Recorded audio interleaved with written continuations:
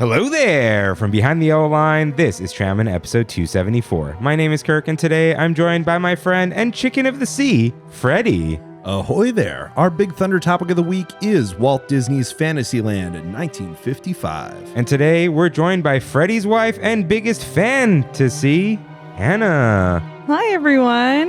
Let's take these teacups for a spin. Hello, everyone. Welcome aboard Trammin, a Disneyland podcast. Please lower your head and watch your step while boarding. As a courtesy to other passengers, we ask that there be no eating, drinking, or smoking on board. In just a few moments, we will begin our trip into the Disneyland Resort news and topic of the week. Ladies and gentlemen, this tram is ready to depart. Driver, you are clear. Welcome back to Trammin, everyone. Happy Wednesday. We're your hosts, Kirk, Freddy, and Anna. What's up, guys? Hey! So excited about this. We have the Chamberses here. The Chamberses are in the house. plural. The Chambers of Secrets. The Chamberses. No, I don't want to know about the Chamberses of Secrets, okay? Oh my gosh. All right.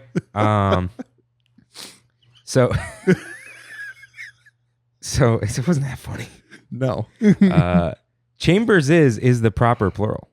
I looked it Wow. up. Because you end in an S, you add the ES. Yeah, I had to look that up for our Christmas card, so then I couldn't do it. I had to write out our names because I didn't like Chamberses. It's too much as So anyways, yeah, Anna's here. my wife. Why is she here? Hi. Because the big thunder topic of the week is Fantasyland. And the moment that I started doing research and pulling things up, my wife over here had more facts than I could possibly know about Fantasyland. It is, out of anything Disneyland, it's the thing I'm probably least familiar with. I just don't spend a lot of time there. And it's so funny that he also questioned everything I was telling him. Oh my And gosh. I had to prove him wrong every single time. So I believe it. I think everyone believes it. Yeah, no, I'm sure. Did you guys have like a nerd off or something? Yes, very sometimes much we so. do. Yeah. That is my actual Instagram bio is huge nerd married a bigger nerd. Oh, is it? Yeah. Huh. It's almost weird if you do know people's Instagram bio because that means you've clicked on their profile. I'm like, why are you doing that? Yeah, I guess. You gotta go look at some highlights. I mean, I haven't changed my Facebook highlights or bio, whatever, since forever. Who uses Facebook anyway? Let's delete Facebook with mousekeeping. If this is your first time here, oh boy, welcome aboard Trammin, a Disneyland podcast where we talk about the Disneyland Resort through and only through our eyes. Listen to full episodes every Wednesday or topic-only uploads on Big Thunder Thursdays. If you enjoy the show, like, subscribe, comment, and review us wherever you can, including Spotify, Apple Podcasts, and of course, Rain's favorite, YouTube. Head to Trammin.com to write into the show, find our socials, and request access to our Discord. You can find all these links and lore on Trammin.com. A little bit more lore added today, so go check that out. And a link to TikiKingdom.com, Rain's clothing company. Oh, yeah. Go buy some, he's calling them Tiki shirts. Yeah. I don't know if they're not official Aloha shirts. So go buy a Tiki shirt from TikiKingdom.com. Rain does what Roosevelt's don't. That only works if you're Nintendo and Sega. But anyways, go check that out. Tiki.kingdom on Instagram. Do not email Tram about it. Don't ask me about it.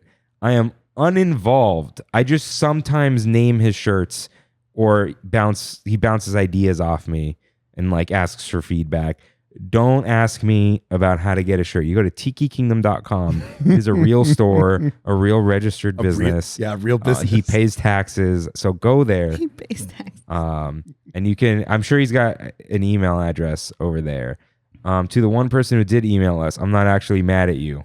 I'm just laughing right now.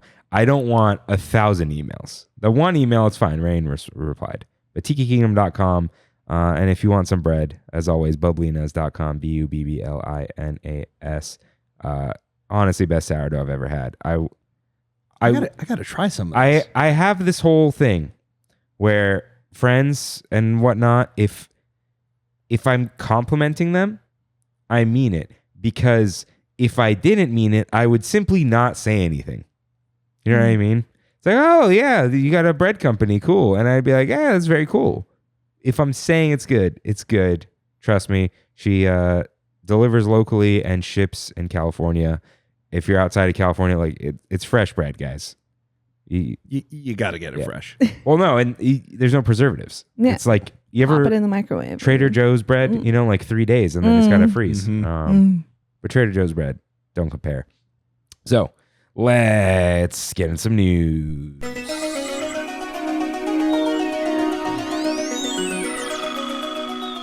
Got some headlines for you guys. First one, another one in the bag. I wrote that before I even saw the caption, which reads, from Disney, we've got happiness in the bag. Magic key holders can stop by Hyperion Theater Courtyard for a chance to pick up this special tote celebrating the Disneyland Resort 70th anniversary. This is August 13th through 18th. They did not have this one ready. 11 a.m. to 8 p.m., except on August 17th. That's until 4 p.m. Yeah. Is Oogie Boogie already on that day? August, maybe? Hold on. Let's see. It could be. What day of the week is Halloween time, Disneyland Resort. They just started doing the media event for Halloween time as well as the holidays. No, that's August 22nd. So, yeah, maybe maybe there is a media event. Or that would make sense. Something. Or the cast preview for the Oogie cast Boogie Bash. preview. That makes sense. Okay. But wouldn't that be after park closing? They wouldn't close the park for that. No, but if it's like an Oogie Boogie thing, they close the park early. Not for cast members, though. They don't Come necessarily do for that. But yeah, who knows? Who It's knows? closing early that night. There you go. I don't know. We'll find out what happens on that day, I'm More sure. Magic Key giveaways. Yeah. Yay. Or a couple of you cast members listening out there, let me know what's going on August 17th. I won't say it was you unless you want me to. Tell me the secret. Yeah. Next up Oh, is it's not listed on No, there. no, but, no. Can't run, can't hide. Got another foodie guide. The Halloween foodie guide at the Disneyland Resort is already out. Wow. It's July, It's but August 22nd, you can eat those foods. We will not be covering that today. That's a lot. I may do an episode on that with Kimmy. Oh, We'll that'd see. be great. Yeah. lucky. Unpacking the foodie guide of all the fun things coming. Some stuff looks really good, gotta say. I'm excited for Autumn Nights, but that's not for like a month after Halloween time starts, Yeah. which is crazy. But that's there. Go check it out. Please look forward to that episode. Fantastic Four is running around. Yeah, they're in Tomorrowland. You There's can go meet 'em. projections. Dude, the projections start real good with space, and then the clip art comes up. I'm like, all right. It's all inspired by the the credits of the movie. So it's in that sort of mid-century style, and it just doesn't blend as well as the actual Fantastic Four do into Tomorrowland. Yeah, their little set actually looks good. Yeah, no, it looks perfect. It's Kirby's- right there at the bottom of Space Kirby's Mountain. area looks straight out of like early Tomorrowland. Yeah. Yeah. And the fact too, they filmed him rolling around Tomorrowland when there weren't any guests. So it's like technically he could be out and about. They're just not going to trust him, But Well, and he was at Comic-Con this weekend. Aww. Yeah, it's really cute. You can meet him. You can say hi. You can have full conversations with him. It's really. Aw, it's is really he gonna nice. do the beep beeps? Oh yes, the whole. I don't- Aw. I don't think I've ever heard him say anything my whole life. He My talks, whole he life. sings. He's been there for like 3 days. No, I mean even in the movie. I don't think I've seen him in a trailer. I've just seen him move around. Huh. I don't watch just in the trailers. trailers for it. Yeah. Oh, you watched okay. it though. You saw Fantastic Four yet? No. No. I don't watch movies. You gotta go. You know, Well, no, Kimmy wanted to see it one's this weekend. We ended up like going to the fair and stuff. But good. Which is still good. That's well, good she to loves do. the fair, so that's that's a separate thing. What? Oh, we're going to go soon. Which one of you doesn't like the fair? We both love the fair. Oh. We just I love fair food. Fair food sucks. What? No. What do you like? What food do you like at the fair? Everything. Such as? Except for like pickles. I hate pickles. But everything. What's your- I love like everything on fries. Like give me all the food, like all the meats on fries, and just smother it in barbecue sauce. Like I just want that. And then nothing beats like a frozen lemonade at the fair. I don't know. I don't like rides at the fair. No, we don't do the rides. Yeah, no, that's so sketchy. As someone who builds machines, I'm like, as someone who worked like those types of machines, no. I don't think I trust these that. things get taken apart and moved around places. I don't trust that. Like no. the stuff at Disneyland has been there since 1955, and sometimes I don't even trust that. Well, that's sketch as well, but it's like it's like in the ground. It's not Right. bolted to the parking lot. Well, I mean, It's not even go on the bolted. Matterhorn a few times and tell me how structured that is. But yeah, the food. Okay, listen. I got pork belly wrapped in candied bacon. Oh, that sounds amazing. 6 out of 10. No. The pork belly I need to go. at festival holidays is better. Oh, Wow. gosh. No, And that's don't like tell me that. a festival of just like trays of food. Fair food, the reason fair food's not good is look, if I'm talking to you, you're not it, all right? I'm not talking about you, Trammin listener. Most people go to the fair, they got no taste for food, right? They got too many spices, they can't handle that, right? Notice there's no curry at the fair. So we live in Southern California. There's some of like the best food on the planet. And it's like people like go to this country, their food's so good. It's like, yeah, but all the people who make the best stuff they immigrated here. True. Shout out to the immigrants. Holla. So it's like we have good food. You could just go down the street in Costa Mesa and get better food. So the fair food always falls short, especially because there aren't really mom and pop stands in the fair anymore. Oh, well, you gotta Yeah. They're go to the traveling mom and ones. pop There's like ones. one or two. They're all like from other places. Tasty Chips is kind of around, and they're good, but they're also sliced fried potatoes. If they mess that up, what's going on? Well, What are you doing? yeah, I mean, But who can mess no, up I fries? asked someone who loves the fair and loves to eat, and I'm like, the fair food. He goes, yeah, it's hit or miss, man. He just goes to hang out. Okay, well, I haven't been to the fair in a long time, and now I'm scared. I've never been to the OC fair, so I Wait, got to review this. You now. said you love the fair. I love the idea of the fair. We didn't get to go into it. no, Freddie, that's the my worst. husband. That's the worst. No, like the expectations going in, if you love the idea of the fair, It's are going gonna to be be a problem. shattered. You know what? We're gonna get him on one ride, They're gonna be. just so Yeah. you can experience He's the fair. Just do the Skyway. Do the Do Skyway. this- yes, that's actually one of my favorite things. If I'm gonna do anything, I'm That gonna is do the one Skyway. thing that is bolted into the ground. So Okay. Yeah, Cool. What and about- it'll what take you to the other side of the fair, which is nice because then Convenient. it's like you don't have to walk there. But what about the 3 Ferris wheels that they have there? That's crazy. one of them's the Coachella Ferris wheel. That's what I insane. said. I said that. I was like, that looks like the one from Coachella, and I've never even been to Coachella. Are they all? I 3 have, and I different didn't Ferris ride wheels? it because come on, man. I had money for Coachella, and that was about it.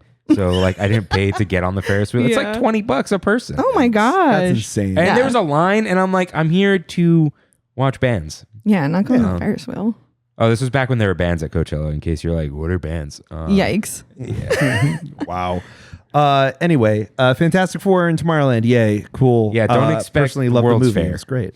Yeah, it's not the World's Fair, babe, or the Tony Stark. There one are either. like fun little exhibits, but yeah. And he did say that. He did say like, I'm kind of excited about the exhibits. So I like here's the knows place what's up. setting or whatever it is. Like what you Okay, were the posting. place That's setting- exactly I'm excited. Place to see. setting number one best Attraction. thing at the fair. yeah, There you Shout go, out there.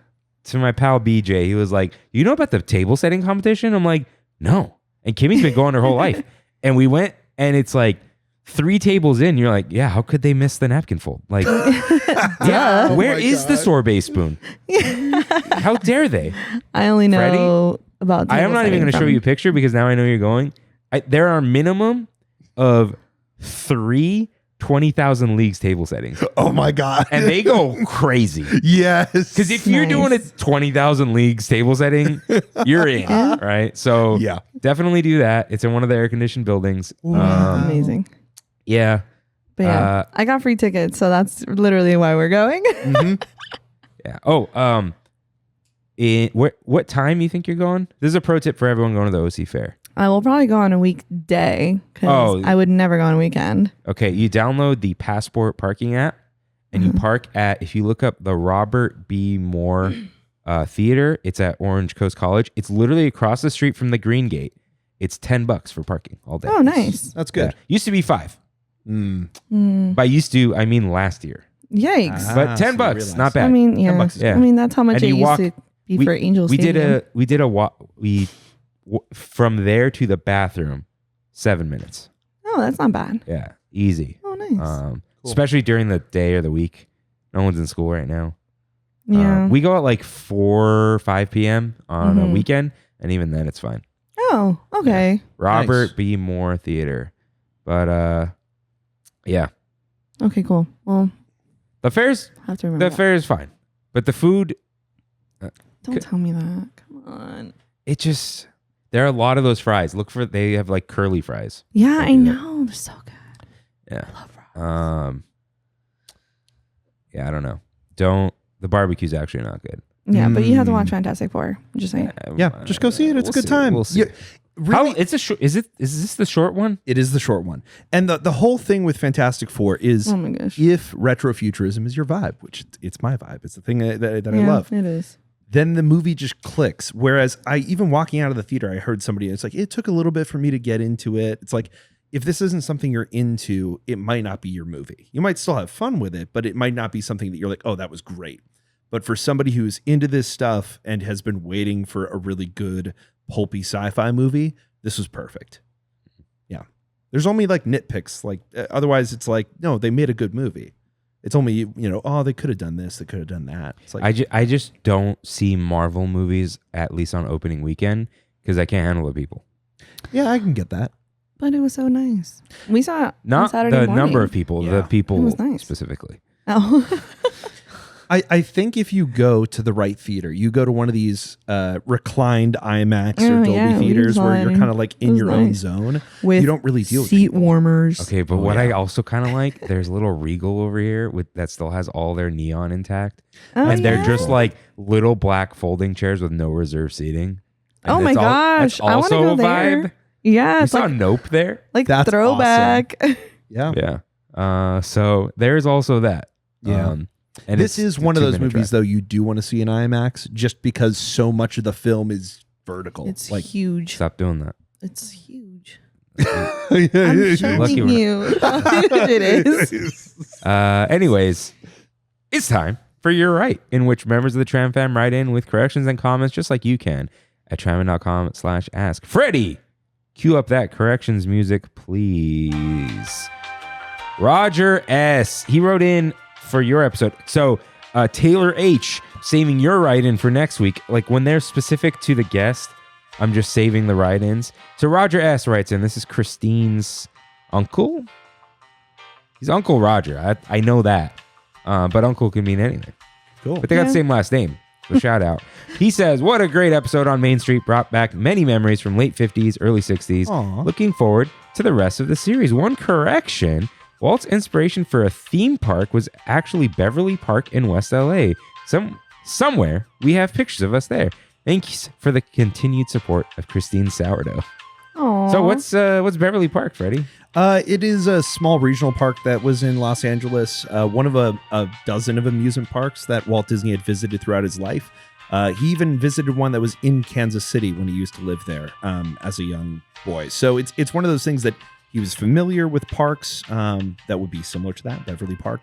But I don't think any of them, one in particular, It's like was every the every greater book about Walt inspiration. Disney says a different park was the inspiration. Absolutely. Just to be like, no, we have the right answer. No, Yeah. but was he sitting on a bench at that park too, or? Only Griffith Park, babe. Oh, okay. Park. Only Well, yeah, one. there's like, okay, like, we all know he romanticized the story and condensed it a little bit. Like, Oh, yeah. I sat on the bench and I thought I'm gonna put Sleeping Beauty's castle, and then like, you know what I mean? But really, it's like You're gonna put I sat a on the bench and was castle. like, I want to get on the caresel with my kids. Yeah. And You're you gonna. know, There's gonna be a castle, because Sleeping Beauty's castle didn't happen till later. But later, We're gonna more talk, on that we're later. gonna talk about that. Yep. We're gonna talk about that. Yeah. So yes, that is definitely one of those examples. Again, I'm gonna point everybody in the direction of the Defunct Land episode that he did on Mickey Mouse Park, because that was very informative in doing research for the origins of Disneyland. So John, spelled like yawn, N, writes in, John needs to drink more water. Yes, he does. No, don't. Oh, And then Don't do that to John. 2P says the Soda King never drinks water. LOL. I don't know who these people are. Rebecca C, though, I believe John's cousin Becca, writes in, this is crucial. It reaches the people it needs to. John, drink water, please. The kids miss you.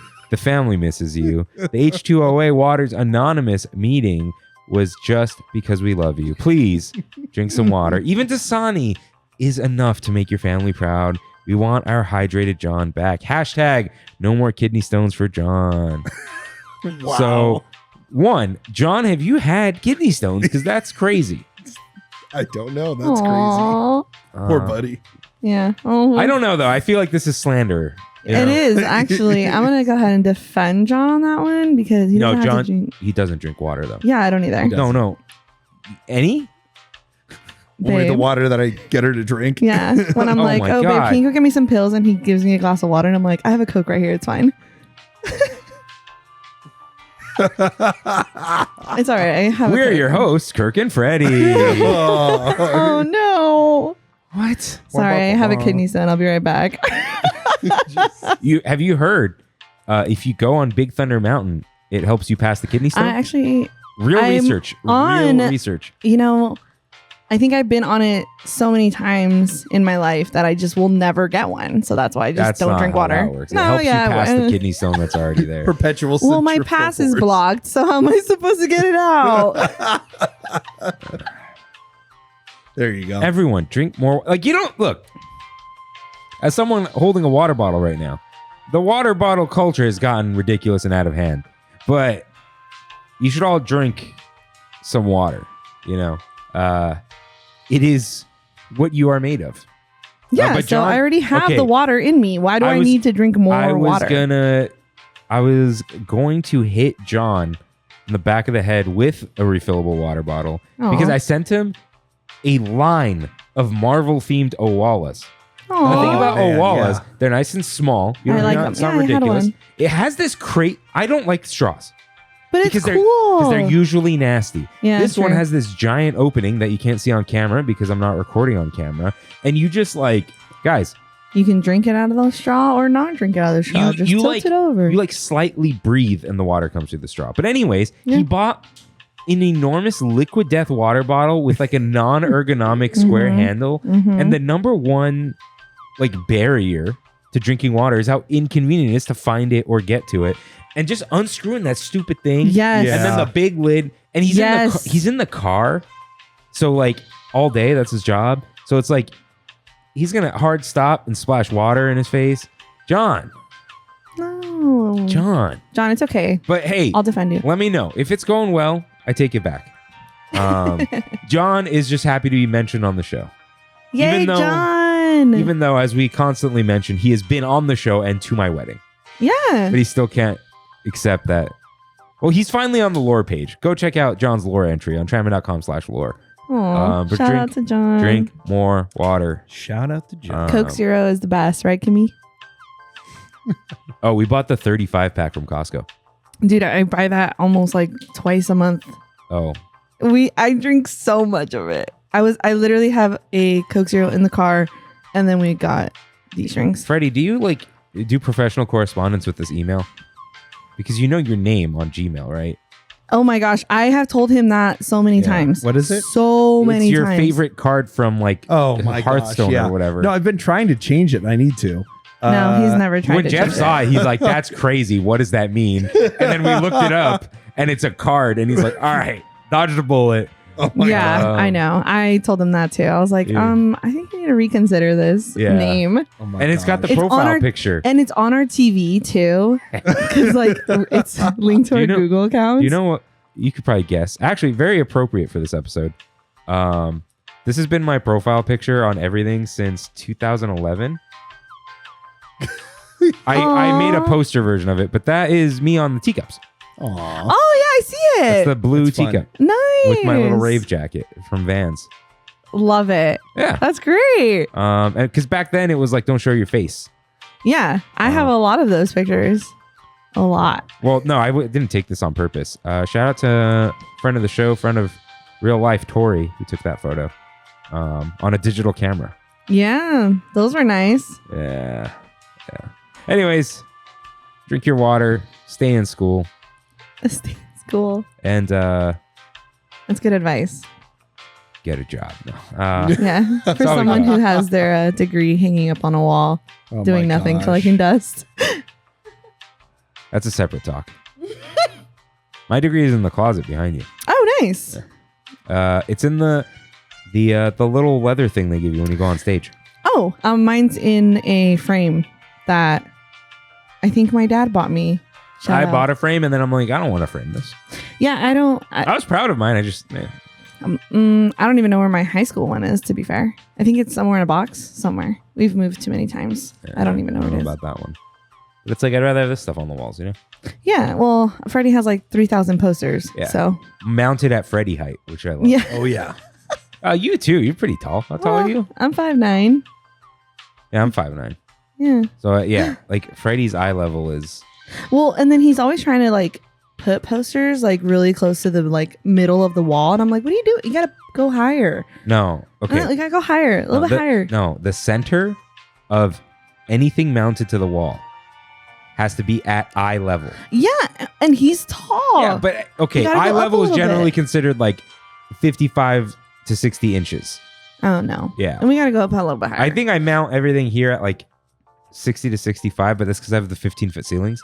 Yeah. And then, well, because like we also have like desks and stuff. And like you got to go higher than that, I feel. Yeah. I don't know. I'm just saying. But I'm going to insult a lot of people here. Oh, no. Your TV's too high. Not you guys. Oh, I was like, No, what? you guys actually know what you're doing. Don't mount the TV above the fireplace. Like right here is where the TV should be. Because look, my It's at eye eyes level. are looking at the center of the TV. Yeah. That's how it's supposed to Reddit.com/r/TV too high. TV too high. Yeah. It's a thing. How high is it? Too Oh. high.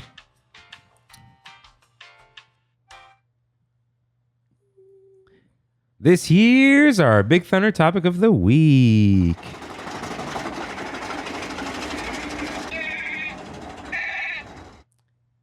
Walt Disney's Fantasyland, 1955. So, some of you out there are like, man, Disneyland used to be so original. You know, all the rides were original. None of this IP, none of this intellectual property. Like, Walt would hate to see all these properties from his movies be turned into rides and have their soul taken out of them. But in reality, Freddy, Oh yeah. He's been doing it since day one. Walt Disney's world of intellectual property. So all the way back in 1937, December 21st, Snow White and the Seven Dwarfs premiered at the Carthay Circle Theater. And just outside of it, they actually had built a whole diorama with Snow White's cottage, and the dwarves would show up in costume as characters, all this stuff. It was all like decorated and everything. And it's the first example where Walt Disney was involving himself in like creating a physical world, like a representation of his stories. And so even along with the first animated feature film, you already have this example where Walt Disney's kind of getting involved in this. There was some quote, couldn't find it, but from Walt himself actually mentioning, hey, I'd love to put this into a park. I'd love to bring this in here so that kids can go play around in it and that it's a permanent fixation, a thing that you can go and visit. And so talking about Fantasyland and the early concepts of it, Walt Disney early on with Mickey Mouse Park and everything, he's thinking, I want to bring these animated movies to life, you know, as a permanent exhibition, kind of tying back into the studio, really diversifying the business in terms of he doesn't just deal with the animation. Now he's doing live action movies. Now he's doing theme parks. And some of the other films that were taking place around the time, kind of going through, you know, again, this whole idea of intellectual property. And some of these might sound familiar to you. So Pinocchio in 1940, Fantasia in 1940 as well, Dumbo 1941, The Adventures of Ichabod and Mr. Toad, 1949, Cinderella in 1950, Alice in Wonderland in 1951, Peter Pan in 1953, and Sleeping Beauty, 1959. So in 1955, when Disneyland opened, the castle, the Sleeping Beauty castle, was actually an advertisement for an animated movie that hadn't been released yet. So even tying in IP before it's on the screen. Yeah. So I think people don't like to okay. Walt Disney was a businessman. Yes. And all he wanted to do, even if you in the show, Magical Life, all he wanted to do was sell his cartoons constantly and do anything he could to sell these cartoons. Yeah. And that's what he called them, right? He called them cartoons? Yes. Yeah. So, of course he wanted to, I hate the word synergy, but he was looking for that. He was like, how can I get more people in? How can I get into the minds, into the consciousness? He wanted a legacy. He wanted to be iconic. He wanted his ideas and magic to flow through people. And it wasn't just money. Mm-hmm. He did have that little twinkle in his eye, right? But he was as much as he was motivated by the magic, he was also motivated by money. Oh, very much so. And for those who haven't seen Walt Disney: A Magical Life yet, that show actually does a really good job of going through his life and talking about all of those struggles and all of those man, my brother Roy, he was really successful in this area where he didn't have to worry about these finances. And Walt Disney is constantly dealing with a failure and then a success and a failure and a success. And so he's looking for something to be stable and oh, this is just going to perpetuate itself and I don't have to worry about it anymore. And something that he could always fall back on was, okay, I'm just going to tell another fairy tale. I'm going to go back to these storybooks, the books that I read to my children, and I'm going to go, back to basics, and it's going to work. It's going to succeed because there's a formula there that they just kept pumping out these animated successes and hits. And so Fantasyland got to be a home for all of these fairy tales. And really, again, intellectual property being a part of the foundation of Disneyland. So yeah, it's kind of funny just to bring that off the bat. Walt Disney's dedication: here is a land of imagination, hopes, and dreams. In this timeless land of enchantment, the age of chivalry, magic, and make-believe are reborn and fairy tales come true. Fantasyland is dedicated to the young and the young at heart, to those who believe that when you wish upon a star, your dreams do come true. That was very nice. Aww. That was very nice. And then moving on, the first thing that you'll experience when we leave the hub of the park, we leave the plaza and we enter Fantasyland, is Sleeping Beauty Castle, the icon of Disneyland, but of also Fantasyland. Yeah. So, we're gonna talk about the silliness of Sleeping Beauty Castle as well. But yeah, it is the icon of Disneyland. It's people cry when they see it, which is interesting. Mm-hmm. Can't say I've ever done that. I do cry, but not at the sight of the little castle. Not at that. Yeah. Aw. So yeah, he was a ridiculous man. Let's talk about how ridiculous he was, Freddy. This story, I think many people have heard, but let's just remind everyone. Yeah, Walt Disney insisted on the castle spires being covered in 22-karat gold leaf. I'm sure to his brother Roy's chagrin on wasting that money. So there's a myth, legend, may or may not be true. They say Roy left on a trip and Walt got one of them covered in gold. Oh my gosh. Okay, now I don't know if it was originally that way, but there is one spire shinier than the others. And I don't think that one's covered in gold anymore because that gold's gone. It's been 70 years. Yeah. But it is possible that one shinier spire can be even a tribute to that little story. Yeah. And even the whole aspect of the castle itself, if you look at the earliest concepts of Disneyland, it's this grand, huge stone-walled thing. Even, the wall just impression around Fantasyland itself. And then over time, you just slowly see the whole Roy's not going to pay for that, so I gotta decrease the size. I gotta keep shrinking this thing down. And so what he eventually built was not even Walt's intention. And there were conversations while Walt was alive of building a bigger castle or improving it with time. And they only finally got to do that when they went to Walt Disney World. Well, and the Disneyland has this unique problem of the Matterhorn, which wasn't there at the start, but why they could never change it. Because people go, they could just build another castle. One, this is like the original castle. I mean, it's the castle of Theseus at this point, I'm sure. But you can't really change the original. But even if you were going to, everything is scaled around that, and it can't be as tall as a mountain. There's a mountain right next to it, so it needs to be dwarfed by the mountain. Yeah. Even the castle it's modeled after, it's on a mountain. Well, even if they wanted to, they can't. It's written. You can't change the castle. Yeah, now it's a permanent Permanent. historical landmark. Yeah. And that and the Main Street Station, which is why they can't bring it up to ADA compliance.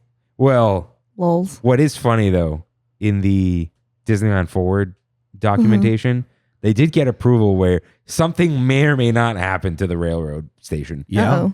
Yeah. They said probably not, but also maybe probably. I have a suggestion. Let's take away the tour gardens and add a lift. Yeah. Bam. Nice and easy. Nobody really goes there Or the anymore. newsstand that's right there beneath Yeah, it. that too, actually. That's one of those things that I've always Why do they need one on each side? to just sell more bubble wands. They got to catch you with that bubble wand as soon as you walk in. That's what they got to do. Gotta get the soap in everyone's face. Anyways. God knows people need it. Back to the castle at hand. So the team, as they were starting to not just concept it out, but build models of the castle. They were, assembling it in Walt's office for final review. Herb Ryman, one of the artists and Imagineers, he actually flipped the model around when they were all standing there, and they all started to argue, and they were like, no, you got to put it back before Walt comes in. Walt walks in before the team's able to switch it, and he's like, oh, I like it that way, and agreed with Herb Ryman that the back of the original concept looked better as the front of the castle, and that's how we have it today. Yeah. Would we know? I think if you saw the original that it was based off of, you would know. No, Yeah. But no. Well, you can all see it in soaring around the world. Right. Yep. But I mean, if it was never that way, if it was always correct, would we find it weird if we saw this version of it? Yeah, well. Because you're like, yeah, of course the other way. one's the back. Yeah. But if it was the front, would you just be like, yeah, it's the front? Yeah. I think it's more of just a design aspect, because the version that they eventually went with is it has this larger stained glass window. It's a little bit more inviting, I feel, versus the back one was meant to, again, pay homage to an actual castle in Germany. So you're kind of like, oh, this looks a little bit more inviting and whimsical, which they would continue to iterate on until you get to something like Disneyland Paris, where it's a very whimsical castle. Yeah. Yeah. Well, that's a chateau. Excuse me. Yeah. Yes, the chateau. Actually. Still Yeah. acknowledges the castle. But it is beautiful. It is iconic. Was the walkthrough originally planned? So the walkthrough came about because Walt Disney, they're walking around Disneyland, they're opening it, they're about to open it up, and he's like, there's nothing inside the castle. It's like we're bringing you towards this thing, and then there's nothing that's in there. There was a story inside of the Happiest Place on Earth book, the one that they released along with the 70th anniversary, about they went in with a bunch of Imagineers, and one of the managers, I guess, was always wearing white suits. And they went in and they discovered a whole group of feral cats that had been living in the castle for a number of years since the park opened. And when they exited, the gentleman who was wearing all white was covered in fleas. So there was nothing in there. It was all just wooden structure inside of the castle that the facade was on top of. And eventually they decided to build that whole Sleeping Beauty walkthrough, which you have to think that movie hadn't even come out yet. So they didn't even know what they were going to put in there. But that walkthrough opened in 1957. So did it originally have a name? It was still the Sleeping Beauty castle. So it was not because the movie was planned. The movie was planned, and this was honestly, I'm not sure if behind the scenes this is marketing budget, because I'm sure that they were offsetting it in terms of, the studio is going to help pay for Sleeping Beauty Castle, because the studio is a separate business from the theme park.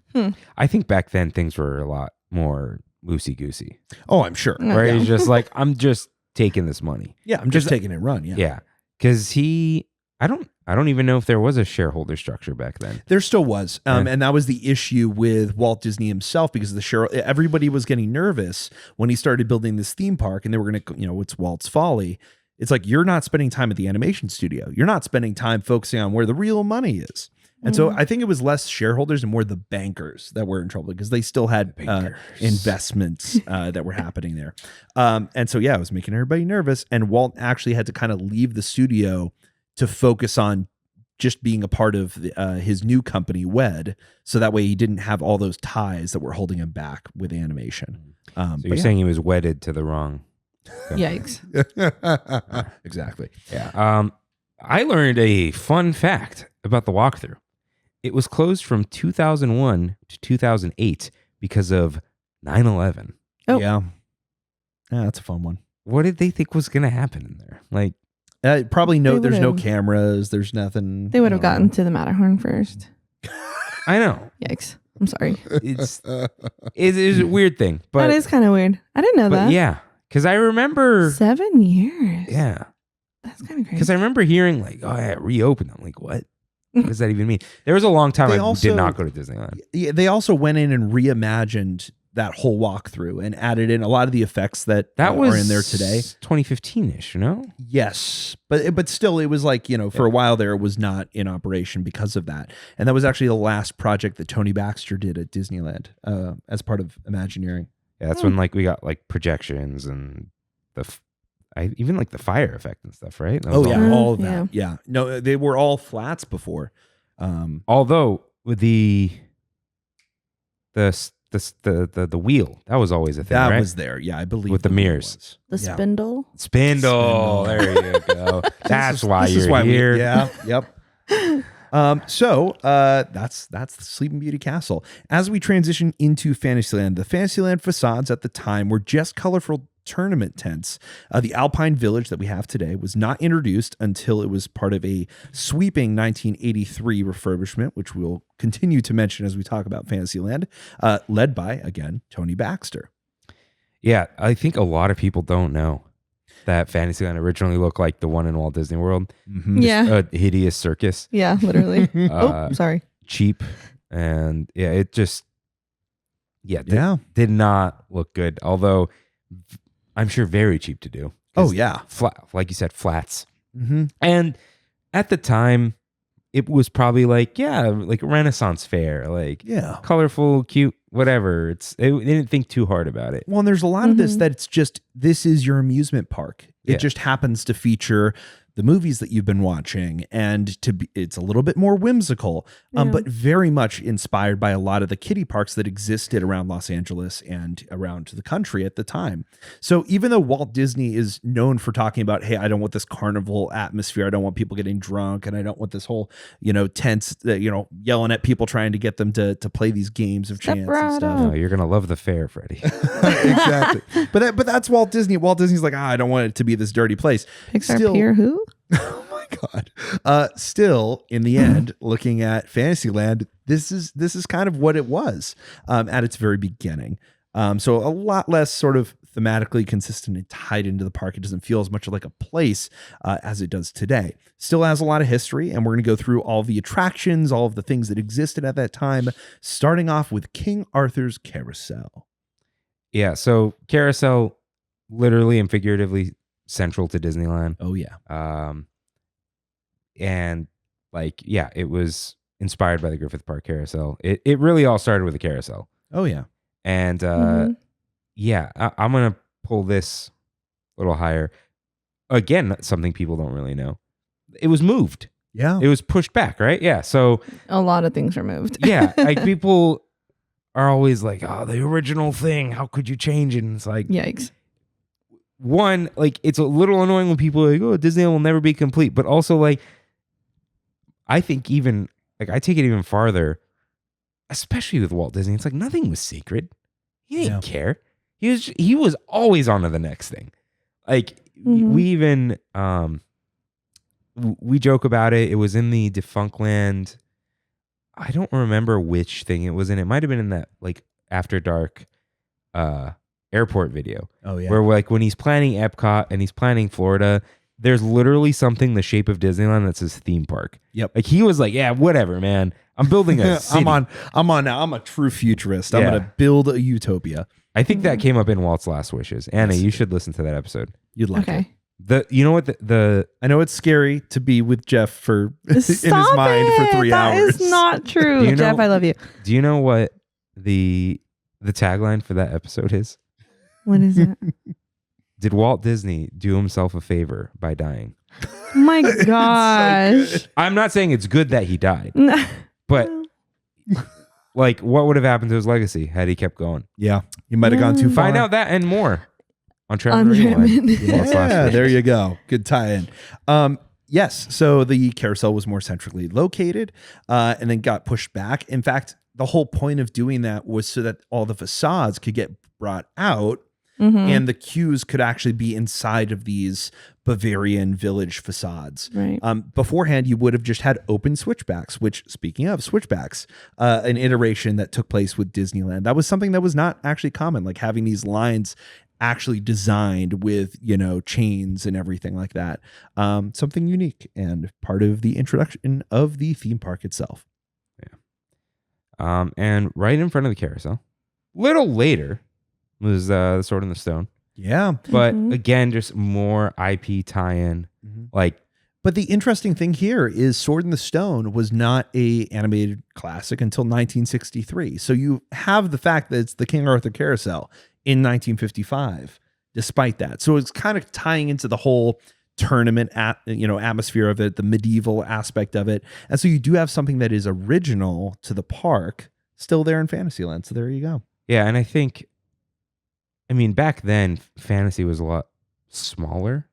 Yeah. Everything, it was like English fantasy, it's King Arthur, right? Mhm. Like medieval, King Arthur, Knights That's of the it. Round.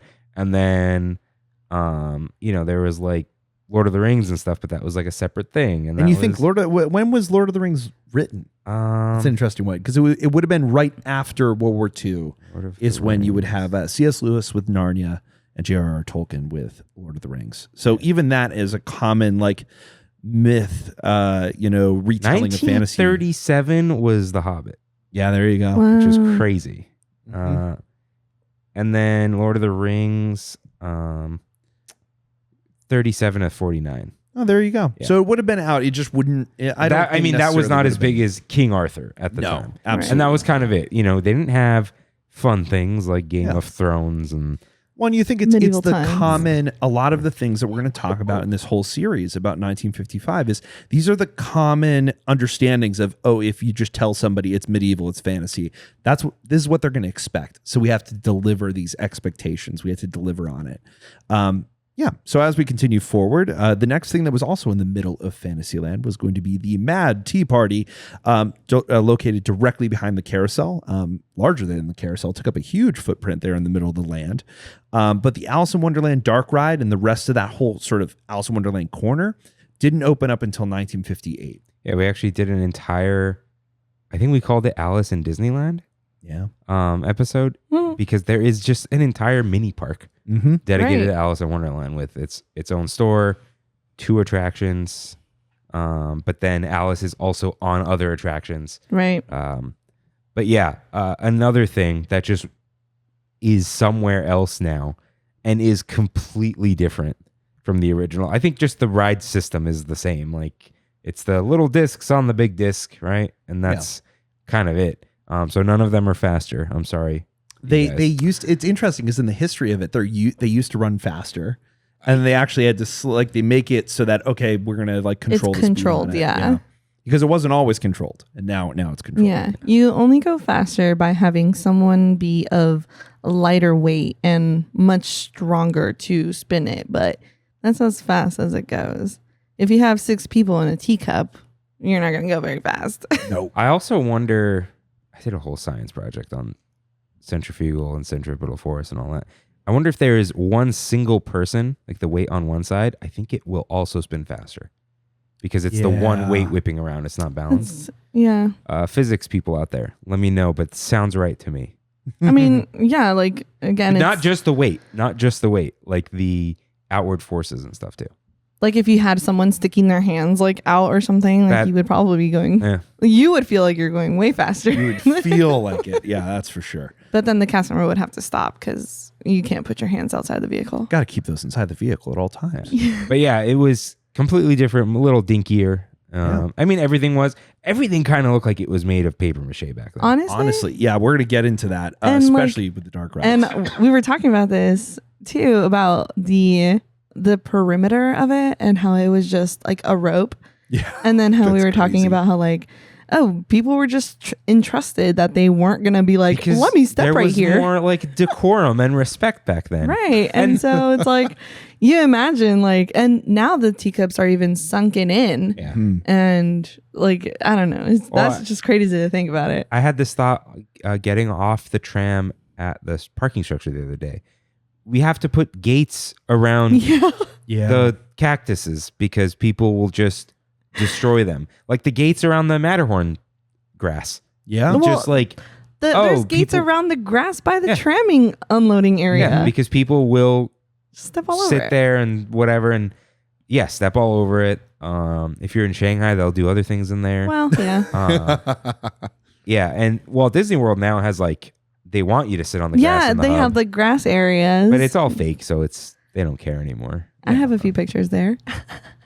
That's fun. But anyways, yeah, so again, it's so crazy to think like it was just right in the middle of Fantasyland, and literally anybody could have just been like, Well, no one was looking at their go under phones here. walking in by Yikes. accident. That's true too. They don't That's have their very newspaper in Disneyland. They're just there to all they have Actually in their have hand fun. was their looking at people's book. ankles, you know? they had their Look at little those ticket ankles. book, and that was it.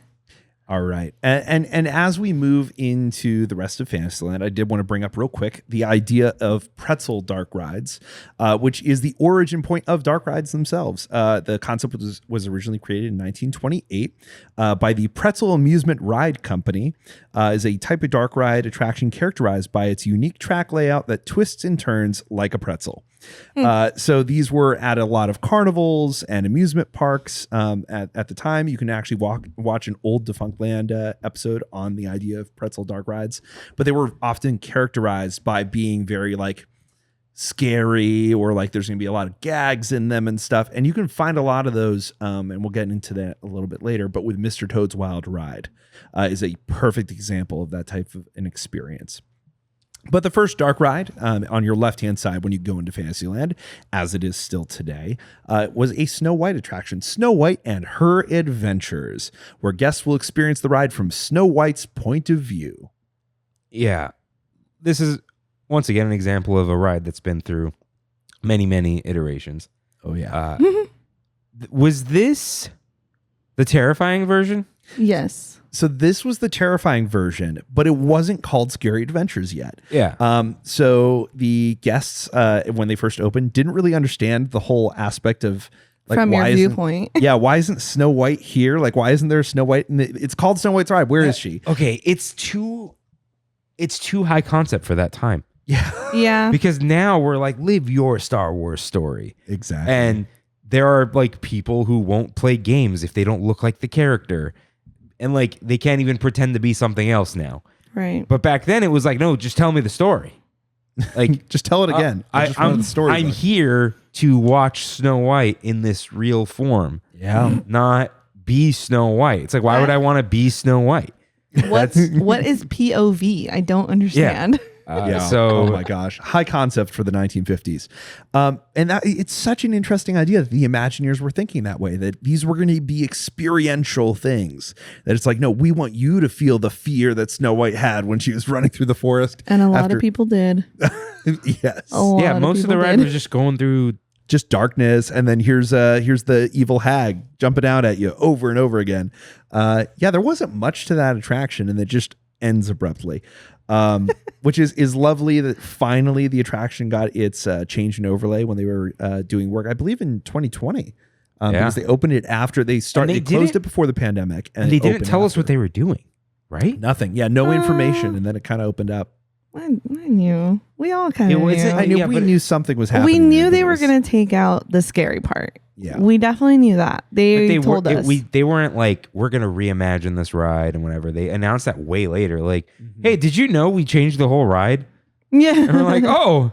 We didn't know the how they had whole changed ride. Like, everything else is still it's pretty very much Almost the same. completely, yeah. Yeah. But the 1983 refurbishment is when they officially added Snow White, like Snow White's Scary Adventure to the title. And that was in feedback to all the people who went to guest relations saying, that ride's terrifying. Like, why is it this scary? And so now that it says scary, it's like, now you can't avoid the 28 fact years that it is. later. But you know what? Even 28 years after that, it was still people getting off the ride going, oh my gosh, that was so scary. And it's like, yeah, I know. You didn't read the sign? I don't know. I don't know what else to Wait tell till you. you go on Pinocchio. Yeah. Wait till you get on Mr. Toad's Wild Ride and see where you end up. Yeah. So that's Snow White and her adventures. Oh, one fun fact, if you want to bring it up. Oh, yeah. So sometime later on, to kind of why isn't Snow White here? They did end up dressing the ride operators, at least who were female, as Snow White. And then Snow White would send you into her own scary adventures, which Freddy didn't believe me. And I had to show him pictures of that. I had no idea that this is part of it. This feels like the ops team at the park. Yeah, Like, here's it our was quick- like literally like, oh, you're a female. You're going to be the person pushing the buttons and Yeah. getting people into the ride. Why don't we dress up the cast members Snow White? And now there's Snow White's there. Hey guys, is that good? It's one of those things where sometimes as a theme park, it's like they have to do things quicker than the Imagineers can get to it. Like we got to solve this problem, and that's a pretty funny solution. Yeah, like, we got the budget cut in Galaxy's Edge, and no one's going to be in full hair and makeup. Say bright suns to people. Yeah. That'll get them in the spirit. Credits. Well, yep. Credits. I mean, I'm sure yeah. credits was always part of it, but Well, Hey, tell the guests, don't talk about restrooms, talk about refreshers. yeah, Yeah. we don't have Good one. restroom signs. You mean and the now they- refresher? Now they Yeah. do. No. Refresher. I once heard someone try to describe Main Street USA in Star Wars speak. I'm like, bro, just tell them. Oh my gosh. Just tell them. It's Where's like, oh, Big it's Thunder on like Mountain? this main, street. Like, dude. What? Come Dude, on. At I that heard it. I point. literally heard it with Come my own ears, on. and I'm like, my dude, this guy does not care. Yeah, Oh just This guy, tell them just where it tell is. him where it is. Yeah, and then it's kind of like Big Thunder Mountain, and you're like, oh, the mountain with the red spires, and you're like, Okay, they did a really Okay. good job with that. yeah, I guess, but it's like it's right there. Like, just there's tell them this to go that creepy way. looking shack by the river. You just go that way on the right Yeah, hand side. creepy I looking hear creepy looking shack. But anyway, back to Fantasyland. Peter Pan's flight will be the attraction right across the way, where guests can experience the attraction as if they are Peter Pan flying over London in their own pirate ships. ship. I feel like this one is just shiny enough where people don't care that they don't see Peter Pan. Yeah, I think the whole flight aspect, the whole like you're over London, you're doing this, you're doing that, there's pirates and stuff. Definitely a little less complaints. There's enough going on there. I still think, they still have the same issue in terms of complaints of where's Peter Pan. And to that point, they added Peter Pan to the version of the attraction that existed at Magic Kingdom when they opened in 1971. But Peter Pan as an animatronic didn't appear at Disneyland until 1983. Yeah. What a big year. Yeah, huge. Everything was impacted by Now, it. Anna, did anyone dress up as Peter Pan? I believe it was Tinkerbell who they would dress up as. No way. I think so. That's If crazy. If I'm mistaken, then I apologize. But I don't think anyone dressed up as Peter Pan until much later, like as a face No, character. I'm talking about on the ride. The ride Yeah, I know. operators. Like, yeah, Yeah, I'm pretty Tinkerbell sure would be the it ride would have been operator. That's Tinkerbell. insane. Yeah. They wouldn't have Insane. done anything with Peter Pan at that point. Kind of like how they wouldn't have done Captain Hook because he was he wasn't a face character. I think Peter Pan wasn't a face character until much later. Oh, huh. Yeah. So Look at that. But it's interesting still of like, you're going to have your cast members do this. It's kind I of can't wild. imagine. The photo is No. crazy, which we I will mean, definitely be posting. Think of on flight Instagram. attendants back then. Like, Yeah. Tinkerbell, not True. much of a stretch, Not much. Right. But that's what I'm saying is like, I'm just thinking of like today, like would people be weirded out? Like, oh, there's a random cast member dressed like Snow White taking me out. Like, that's weird. Go have fun now. Oh my gosh. Yeah. No. Don't have any apples. Well, and then touch Tinkerbell the doesn't apples. talk. So what would happen there? Just ring a bell. Oh gosh. All right. Next to Peter Pan's flight was Mr. Toad's Wild Ride. Wait, go back to Peter Pan super quick because I do want to say one thing. I don't know if everybody knows, but Captain Hook has a different hook on the opposite hands there. I don't know if everybody knows that. Oh, yeah. But yeah, that was a thing because the way he's facing Peter Pan. So his hook is on the wrong hand. In one scene, film. he has it on the left hand. That's the one that he usually has it on. And on the next scene, when he's fighting Peter Pan, he has the hook on his right hand because he's facing him and fighting him with the left hand. So I don't know if everybody knows that, but I don't think anyone's noticed that. That's a good pull. That reminds me of my favorite fun fact about The Legend of Zelda: Twilight Princess. You guys know of this game? No. I know, yes. Yeah, so it was coming out on GameCube. All right. GameCube, woo, shout out. Yeah, and Link is left-handed. He hits the sword with his left hand. But when you played with the Wii, you held the Wii remote the right hand. on the right hand and the nunchuck on the left hand. Most people are right-handed. So how do you make Link right-handed? The entire game simply runs mirror image. That's crazy. They just mirrored the whole game because we're not reprogramming. They said, we're not doing that. Insanity. True facts on Trammin. True facts. All right, let's get into some wild facts, though. All right, Mr. Toad's Wild Ride. This was the most unfinished Fantasyland attraction in terms of its insides and everything like that. A lot of the gags that you see today, like half of them didn't exist at the time. It was a lot more like simplified, but it's overly reliant on painted plywood flats, as it still is today. But there's a lot more depth and detail on them. They pretty much went through and redid everything. But even the little devils in the hell sequence used to just be little plywood flats that would move up and down. That's so funny. funny. They weren't even maquettes until the 83 refurb. Yikes. Yeah. It went that long. Yeah. Oh, no. That was wild. The attraction had this is when the plywood flats were added. The attraction had major additions in 1961 to actually complete it and bring it up to standard to the rest of the land. But yeah. And then the fact that everyone knows is Mr. Toad's Wild Ride is the only ride at Disneyland. I've never heard that one. Yeah. I like it. Yeah, it's wild ride. I get everything else. Come I just on. haven't heard it. Oh my gosh. That's like the one thing. It's like the one thing that ride has to it. I think we run in different circles. But we also have I just was thinking about this too, is where's Mr. Toad on Mr. Toad's Wild Ride? They never added him. No, they never had to. But you're Mr. Toad. You're drunk driving. He's in the queue, a statue of him, which is normal. And that was again added. Like you think even his house, none of that was there before. It was a tent. It was a carnival. Yeah. Well, yeah. Yeah, the fact that it wasn't Toad Hall and now is. Welcome to Toad it's a big Hall. one. I hate that. It's like playing in my head right now. Oh no. Any other fun facts about Mr. Toad's Wild Ride? That queue is a mess. I hate that queue. Okay. It's awesome, but tight. Yeah, you can't really. I love after you get past all the chains, because then it's like, oh, this is super cute. Like all the little statues little on British the wall. house. And then I love in the summertime, at least, when they have the doors open so you could see into the station. That's probably one of my favorite things about like being in the queue to Mr. Toad's Wild Ride. So it sucks when they close it, because you're like, oh, I wanted to see all the kids screaming because they wanted to drive and their parents aren't letting them or something. Yeah. It's so fun. Super cute. I love that ride. All right. And now moving on to Dumbo, the Flying Elephant. Was set to be an opening day attraction, but officially opened on August 16th, 1955 because of flawed prototypes. I guess this is like the first thing that is like a crazy thing.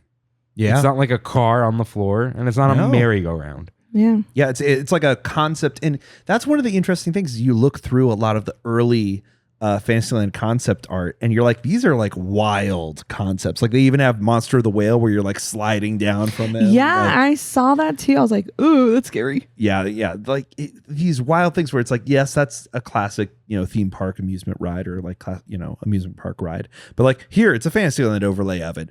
And I'm sure, yes, they had spinners and stuff like that, but nothing as complex as Dumbo. Right. I mean, like the teacups. Did it have up and down controls? don't Yikes. remember that. I don't. No. I'm pretty sure it did because it had the hydraulic arms already. So I don't Yeah. know Well, if they had the lever to So go the up thing and I've down. noticed Interactivity, about Dumbo is at some point they do lift all the elephants all the way up. Yes. Yeah, it's And then bring them down. So that might have always been there. Right. I'm saying like, well, it's the like the guests always have the control. Yeah, I don't know. I actually didn't see that. I did see that it was like that's the description of it, but I don't know if that's how it opened. But I mean the delay thing too was because I guess someone wanted to have flapping ears like Dumbo. Oh my God. Yeah. And they were like, we can't make this work. And that was like, and by somebody, it was probably Walt. well, he did have a lot of good ideas about it. I mean, they were supposed to be the pink elephants on parade scene. Like they were supposed to be, they were supposed to look like the drunk elephants. And so Walt was like, Absolutely not. I think they should just look like Dumbo. And that's why they're gray now.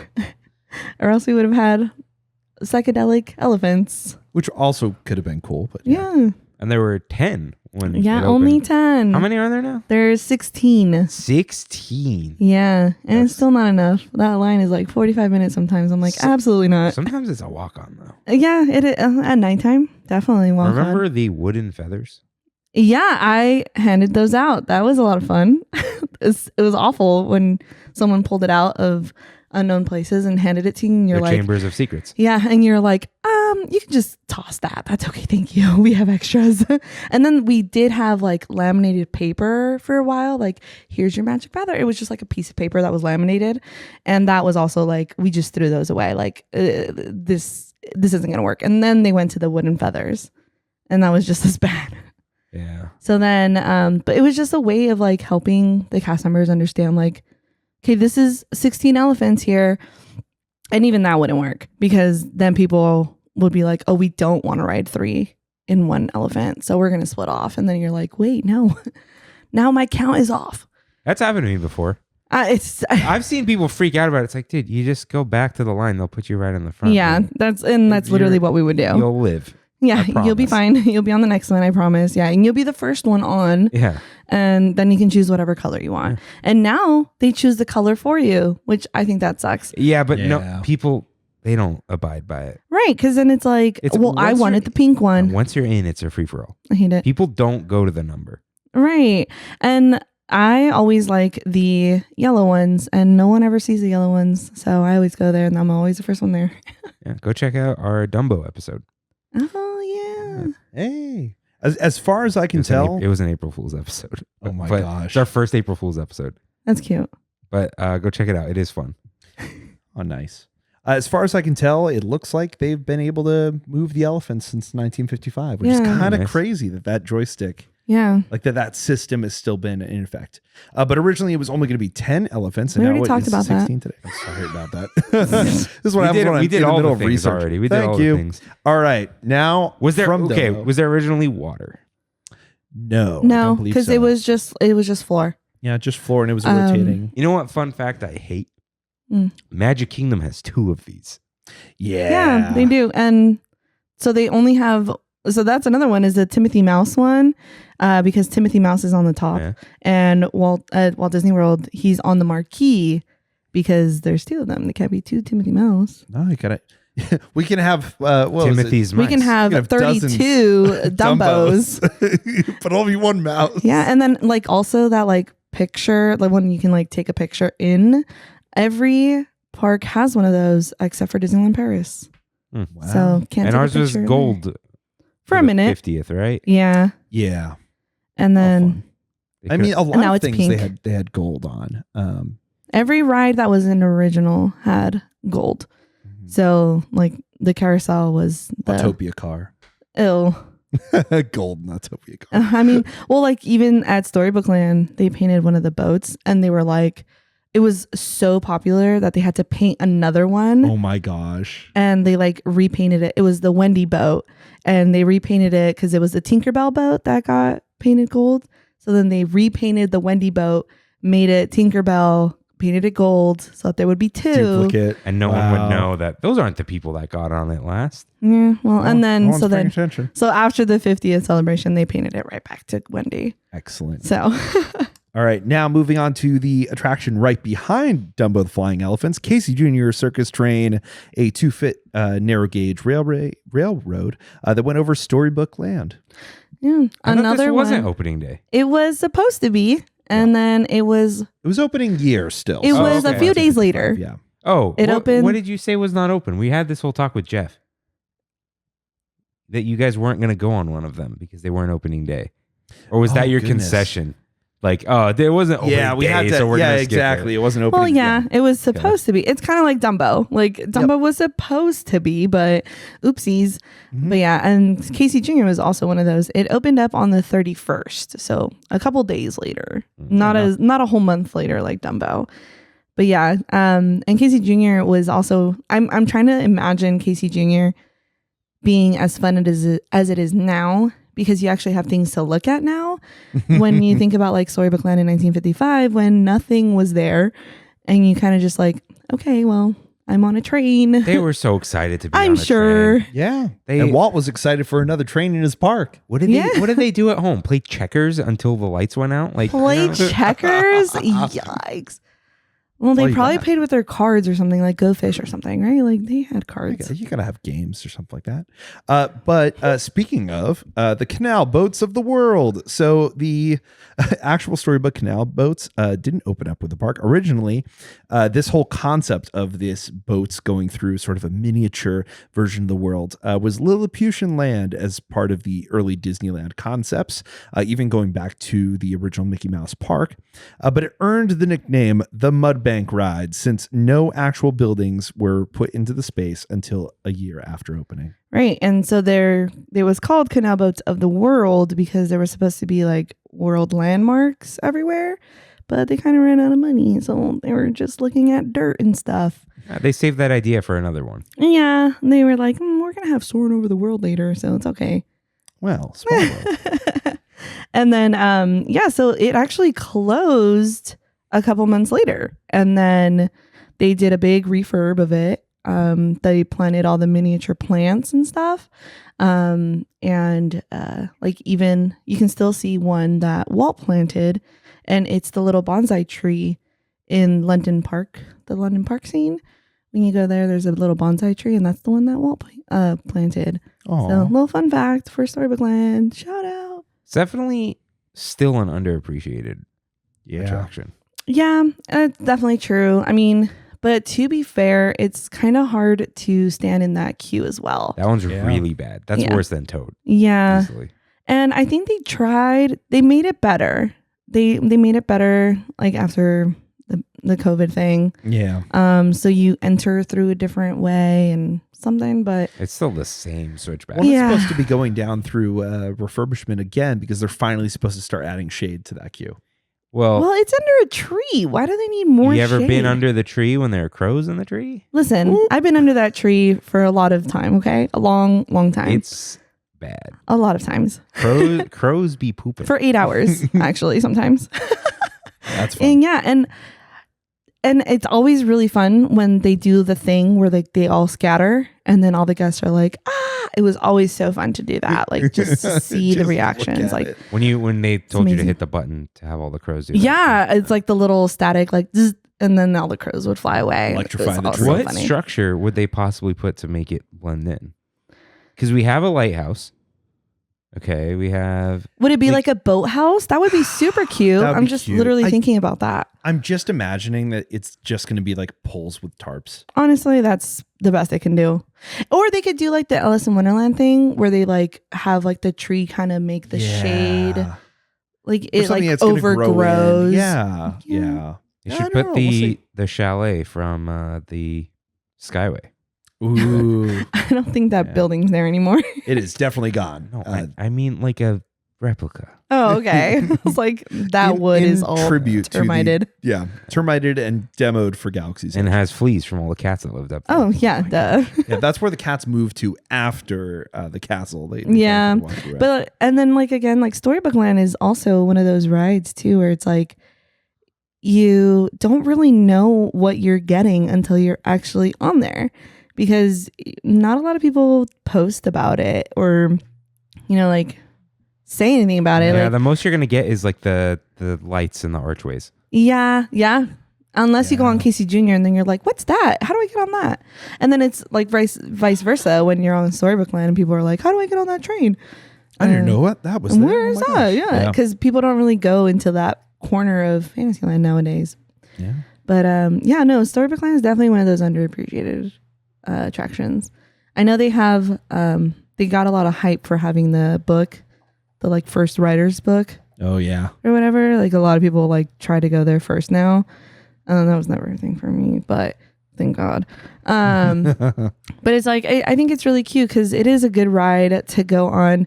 And I think it used to be really fun because the cast members were kind of like free to say whatever they wanted, little tidbits about some of the miniatures. For example, like that Walt bonsai tree thing. I would have never known that if I didn't work there. But yeah, and now when they did the Arendelle add-on, it was like officially scripted. Yeah. Like, this is what you're gonna say now. No going around it. This is what you're gonna say. If you want to change it, here's an alternate. But that's pretty much it. Jungle And Cruise is pretty much like that now. It is. it is, and that's kind of why. Except like, when you get the adults only cruise. yeah, Oh, yeah. that one, or when I'll you never get like forget a that. friend like yeah. that, you're like, hey, we're not gonna record this, and then Can I get Jungle Cruise After Dark, please? yes, please. But yeah, so and I know like we used to have spiel offs at Storybook Land where like you could literally go Aw. off script and do whatever you wanted. That was a really fun thing, but I don't know if they do that anymore. Probably not. But sadly. anyways, That is Canal Boats of the World. So moving on, another experience that you could go to was the Mickey Mouse Club Circus, which was just outside of Fantasyland, but attached to it. And this was an actual real circus with a big top tent in 1955. You can think of this as there's not enough here. And so we need a quick solution. So let's get an actual circus going here to entertain the people while they're here. And there's a lot of accounts of that just being a total disaster, like animals getting loose and things falling apart and accidents happening with the performers. yikes. Just kind of insane. Eventually, this was replaced. They closed it a year after opening it and replaced it with a second Autopia track because there was so much demand for Autopia. Freddie, say the name of the Autopia track. I'm not going to. What is I'm it? going to. The midget track. It's just for little kids. Yeah. No thoughts, head empty. Yep. Thanks, Walt. Well, But that's it for the little Mickey Mouse Club Circus.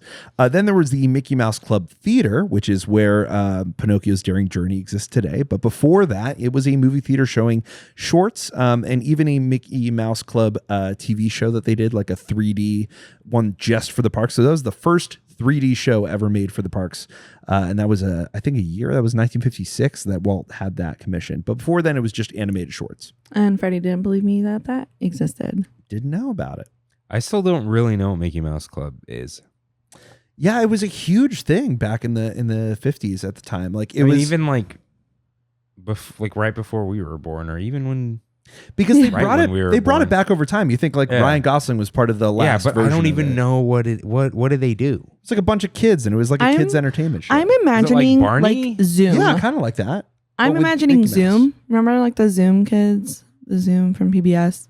Very vaguely. Like that's how I imagine it. I don't know what that is either. Like all I know is that like Christina Aguilera, Ryan Gosling were on there. Selena but Gomez. Selena Gomez. But all this Out of the box vibes, maybe. yeah. oh yeah, Out that's of a the good box one is a good too.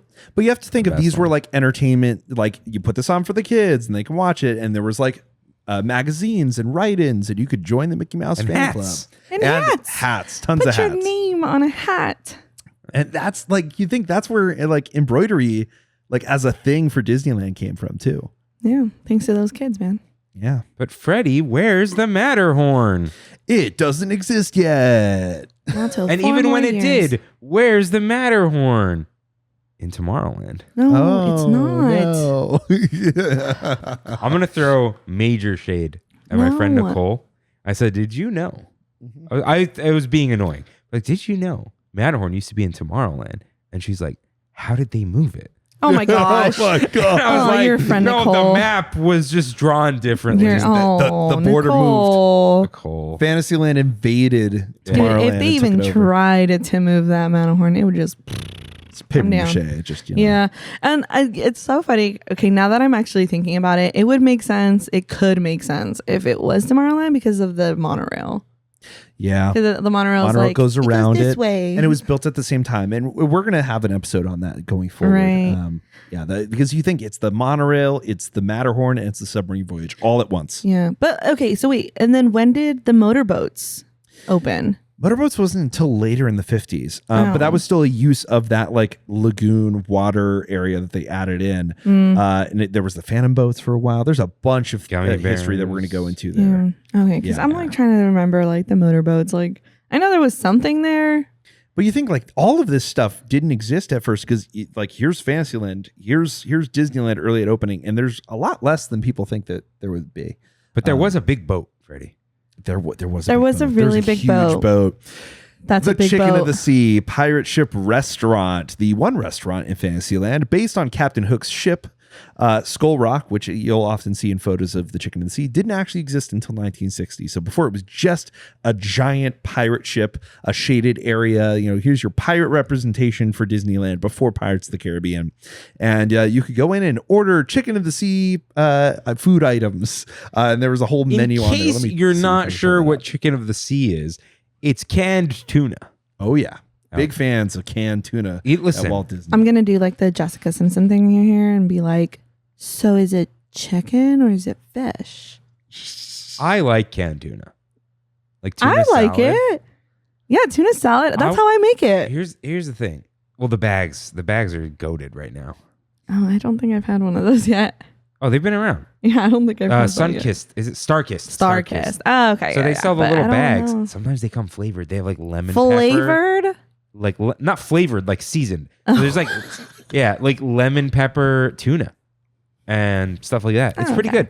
good. They even for a while sold like ready-made ones with the mayo already in it. Oh. So Yeah. It was like, no oh, work. go eat your lunch. And it came with crackers. Oh, that's actually pretty good. Yeah. That's actually nice. I need a sandwich shop that has like the tuna salad with the hard-boiled eggs and the California olives.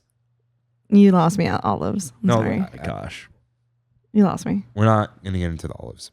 All right, but the Chicken of the Sea pirate ship, you could go and take photos around there. You could even meet an actual talking parrot.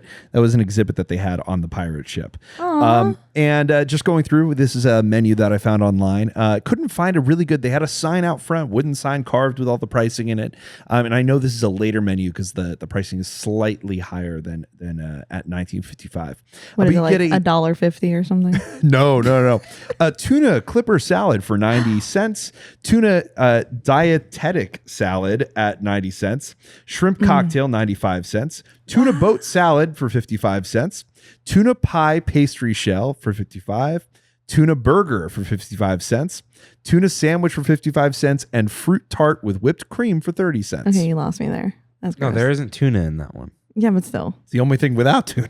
Yeah. No water, no fruit. What else? The iced tea was 20 cents, coffee for 10 cents, milk for 15 cents, and chocolate drink for 15 cents. Chocolate drink. Yoo-hoo. Yeah. Oh. And assortment of soft drinks. But that was from, I believe, the late 50s, the updated menu for Chicken of the Sea, the pirate ship restaurant. they should have a day where they sell that kind of stuff and for that same amount price. That would be a Absolutely. good day. There was a day where you could get a beer for 70 cents. Oh, I yeah, know, we went and- there. Yeah. It was pretty cheap. Yeah. It was affordable. Whatever. What was crazy was the fact that I'm pretty sure each one of us should have been buying an item, but they just made us buy one thing. Of I fries. tipped them $15. Oh my they're gosh. Aw. Generosity. fine. No, We I got it. asked It's them, I'm so- like, how much would these beers have cost if they weren't 70 cents? And they're like $14 each. So I tipped them based off of the Oh, real that's really price. nice. That's of nice. you. They're That's working really hard. nice. Shout out They to were. Timmy, Yeah. bartender Timmy. Oh my gosh. Aw, yay to me. They're working. He has hard that a day, yeah. cooler job in the parks, right? Yes, he is at the Grand. He's was it Craftsman or was it He works No, at I thought he worked Grand? like he's got a blue ID. Well, Yes, he does. yeah. Yeah, but he Grand works at one of also- the bars. He works at one of the bars. Oh, I at the- thought he Yeah. was like worked like in the park doing something. No. He Oh. mentioned he was bartending at one of the other Okay. bars in there. So if you see him at the Grand, at the Craftsman, or Hearthstone, then that would be why. Timmy. Yeah. Shout out to me. Now, one last thing to mention about this pirate ship. So it's pretty iconic for Fantasyland. Like it was the backdrop behind everything was just I this bet you huge there's ship. people out there who haven't seen it. Oh Go my look it up. gosh. You won't believe that it was there. Just this huge pirate ship in the middle of Fantasyland.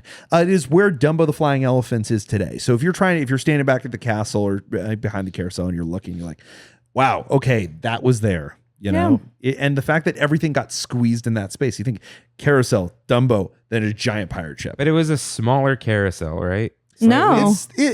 I believe they It didn't added take rows up when as they much built it. space. But Well, they added a gate. A bunch of crap. But I'm you sure. also think the And- buildings weren't that far out. They were further. Right. That's the whole thing that you have to consider is they built these facades further in the walkway. And then So And it was also wider the open. teacups were also there. Yeah. Like everything was right there. Packed I mean, in. they had to move Dumbo so that there would be a walkway into Frontierland. Yeah. That's pretty much why they 'Cause moved that it. didn't exist. Yeah. Yeah. That's Big pretty Thunder- much why they moved it. Yeah.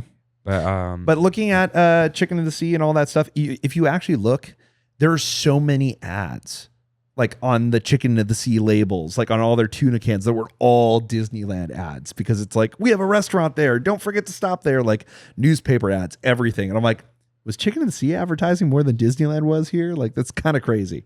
Well, not everybody was going to Disneyland. Like, you don't post-war food, dude. Oh. Really, yeah, you don't really Yeah. need an Cannon, advertisement. what a for that. modern marvel. Now, you can see one little remnant of this in the rockwork in the Dumbo queue, right? On to the right. Yeah. That's like the last remaining Skull Rock. Yeah, piece Pirate of ship. anything. Oh, Yeah. right behind Monstro. Yeah. Yeah. Yeah. And because of how iconic this was to people in the past, like before 1983, like anybody after 1983, you're not really going to remember this stuff. But from beforehand, it's like that Skull Rock behind the pirate ship, that whole thing, they recreated it in Disneyland Paris. And so if you're going over in Adventure Isle, which is right behind Adventureland, that's where you'll see a full, huge replica of Captain Hook's ship just outside of where Pirates of the Caribbean is. Yeah. And that kind of works as their Tom Sawyer Island too. You can go jump and play on the ship. It was closed when we went though. Yeah, it it's was kinda close. sad. But we saw it. We did. It existed and it was big. It was there. We saw it. But Freddy, where's It's a Small World? Oh, no. It's not there yet. We haven't gotten there. The World's Fair hasn't happened yet. Got to get to 1964 and then we'll find out. That's a long time away. I know. Yeah, we got a lot of Disneyland- episodes between here and there. Disneyland was a dinky little park for a Tiny. long time. Well, just imagine like it ends right there. Like, that's it. Yeah. Just go to Storybook Land one day and then turn around, look towards Main Street and be Nothing. like, that was it. This was the end. And it's kind of crazy because it means that all of these lands at Disneyland were really self-contained. Like it's you went in one way, you're kind of going out the other. The park itself wasn't even as interconnected as it is today. And that was the whole hub and spoke thing that we talked about last week. It was Yeah. like you always know where to go back to, Mm-hmm. and then you go to the Mhm. other place from there. Right back through that castle. Which is kind of smart because then people don't get as lost. Like, so you remember the same way you came back in. Now that's Fantasyland. Any last thoughts on Fantasyland from everybody? And any fun facts we didn't give you a chance to fact us about? Yeah, I just thought of it right now. The miniatures in Storybook Land, they're actually scale models. So they are 1 inch per 1 foot. So every inch is 1 foot of whatever the scale is or whatever. Is that 1 to 12, Inches, yeah. right? Yeah. Or one, Yeah. yeah, 1/12 scale. yeah, one. So I can only imagine too, like the ducks that sit in London Park being like, I'm a giant duck. I don't know. That's how we always said Godzilla. it. Yeah, it's so great. Going Well- through Pinocchio's village. And then isn't there? They plant like a little tree every year or something. What's the thing they do? So they don't let the succulents on the patchwork quilt get big. They are always No, miniature. there's something they put in the news once. They did something for charity. Oh. Storybook. But like all the plants that start in Storybook Land end up in the parks later on. So as they get bigger, they're moved to a different place in the park Huh. once they get big. And sometimes when the ducks destroy them too, because the ducks like to walk all over the I'm sure. patchwork quilt. It is cool. Yeah. Yeah, I'm trying to find this story. Disney put it on their like parks blog. Also, shout out to the old mill that got taken out when Arendelle came in. That's a really good short. Poor Old Mill. They even had the Old Mill. They had concepts of this as a Ferris wheel. And they eventually built that in Fantasyland for Paris, and now it's closed. Yeah. But like, and it's a really good short if you've never seen it. And the old mill. Really good section in World of Color.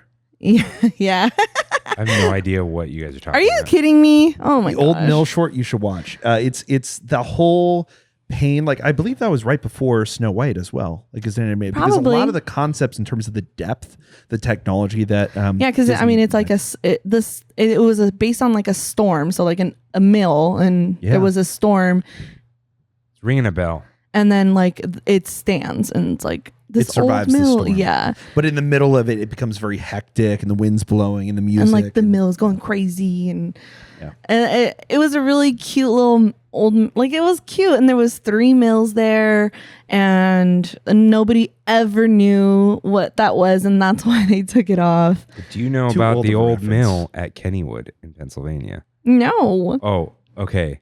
You got to go watch the Defunctland. What ride was it that he deep dove? And he found out about the old mill. Defunctland, old mill.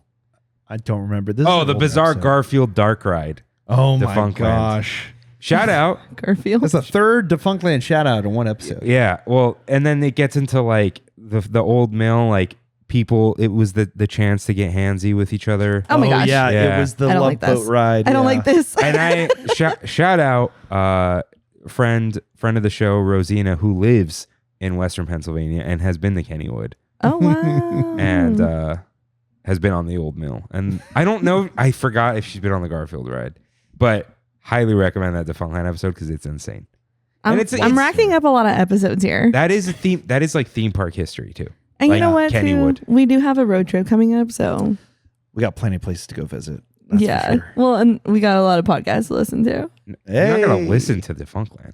Well, because you gotta want to. No, you have to watch Well, I it. have to watch. Well, okay, I have to listen to all the episodes that you just mentioned, and then The Jeff episode.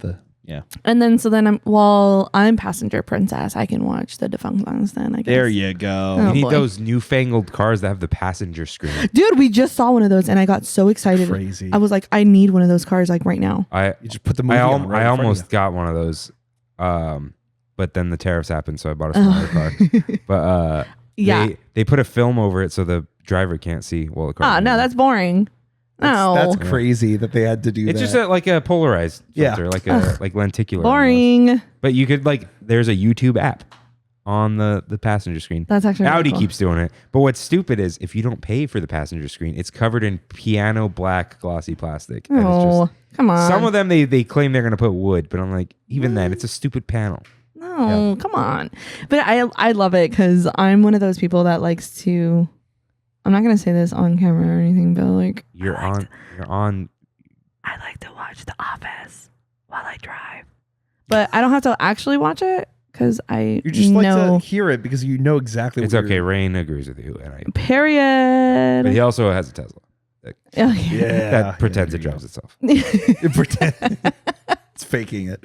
It's big. No, That ain't no Waymo. but yeah, and I really like those cars. I saw it and I got really excited, and he can attest to that. Like I was like, wait, what? I can watch Twilight whenever I want. It was awesome. I'm holding All on my phone for all the audio listeners out there. You could do that here. The screen is And not I much do. bigger than this. And I do, but Just it's get fun. one of those. It's fun. I do have fun. Just get one of those. I have one. No, not that. Like the. I wouldn't. The thing that holds your phone sideways. No, get like those fake the Kindle Fires. No. Oh my No. god. It's like $100 Permanent. tablet. No. Just put YouTube on it. No, I have an iPad. It's fine. Oh, okay. You're talking about phone. Yeah, if you got the iPad, you got the iPad. Anywho. Yeah, Okay, that whatever. was that. Whatever. Yeah, that is our Big Thunder topic of the week. If this is your final stop, Thanks for tramming with us today. And if not, it's time for We Have It So Good where we in the Tram Fam talk about what makes our Disney trips so special. Send us your highlight of the trip, something new you tried, or a food review on trammin.com/ask. I was very busy and couldn't edit this down. So Reyes got away with it. Ooh. Got away with a crime. He wrote in with a little more, but that's okay because we miss you, Reyes. What's up, Trammin? The virtual queue for Walt Disney Magical Life was dropped that first Saturday opening week. I was able to walk right in the Opera House around 7:50 a.m. And to my surprise, to my surprise, the attraction was not top of mind as I overheard guests passing by preparing to rope drop Rise. Amazing to see all the concept art and variety of pieces that haven't been shown previously, especially the animatronics from Tiki Room and It's a Small World. Hope no one touches them. Mm-hmm. Definitely need to go back to take all of it in further. Yeah, me too, man. I enjoyed the show. Walt's face was not as bad in person, but I have some faith they'll make proper adjustments in the future. They ain't never touching that thing. They don't touch anything anymore. They do. They just updated Trump's face in the Hall of Presidents. Oh, they do stuff over there. They don't do it. Why is it more won't do it orange here. or something? He doesn't look as much like Hillary Clinton anymore. That's like that's Well, because that's they my one. started as making. That's my Hillary one. Clinton. That's like the one conspiracy I think we're all on board. Yeah, with. we all know that's true. But Anyways, He continues. Afterwards, hit up Indian Pirates left side. Crazy. Both are great. What? I I had to like do the finger thing. I'm sorry. I think last week or the week before we said always go on the right. Yeah, period. Always. Anyways, made my way into Oga's 12 o'clock somewhere, right? To try the Krill Elixir, Absolute Mandarin Vodka, Blue Curacao Mule Mix, Pure Cane, garnished with candied ginger. If you love Moscow mules, this is the drink for you. It was only for that weekend, weirdly enough, but they do serve during Oga's birthday. Yeah. I did that once. Stumbled my way out onto the Mark Twain. Had not been to the third floor in quite some time. Made my way up there, and it did not disappoint. Love the views. I love the views of Tom Sawyer Island. Just saying. Oh, All yeah. those other We people got up one. there. We have one. Saw a guest up in the pilot house having a grand old time around the rivers of America. Shout out River and James. Cross over to DCA briefly, check out the vibes. Rode Golden Zephyr and trammed out. We have it so good.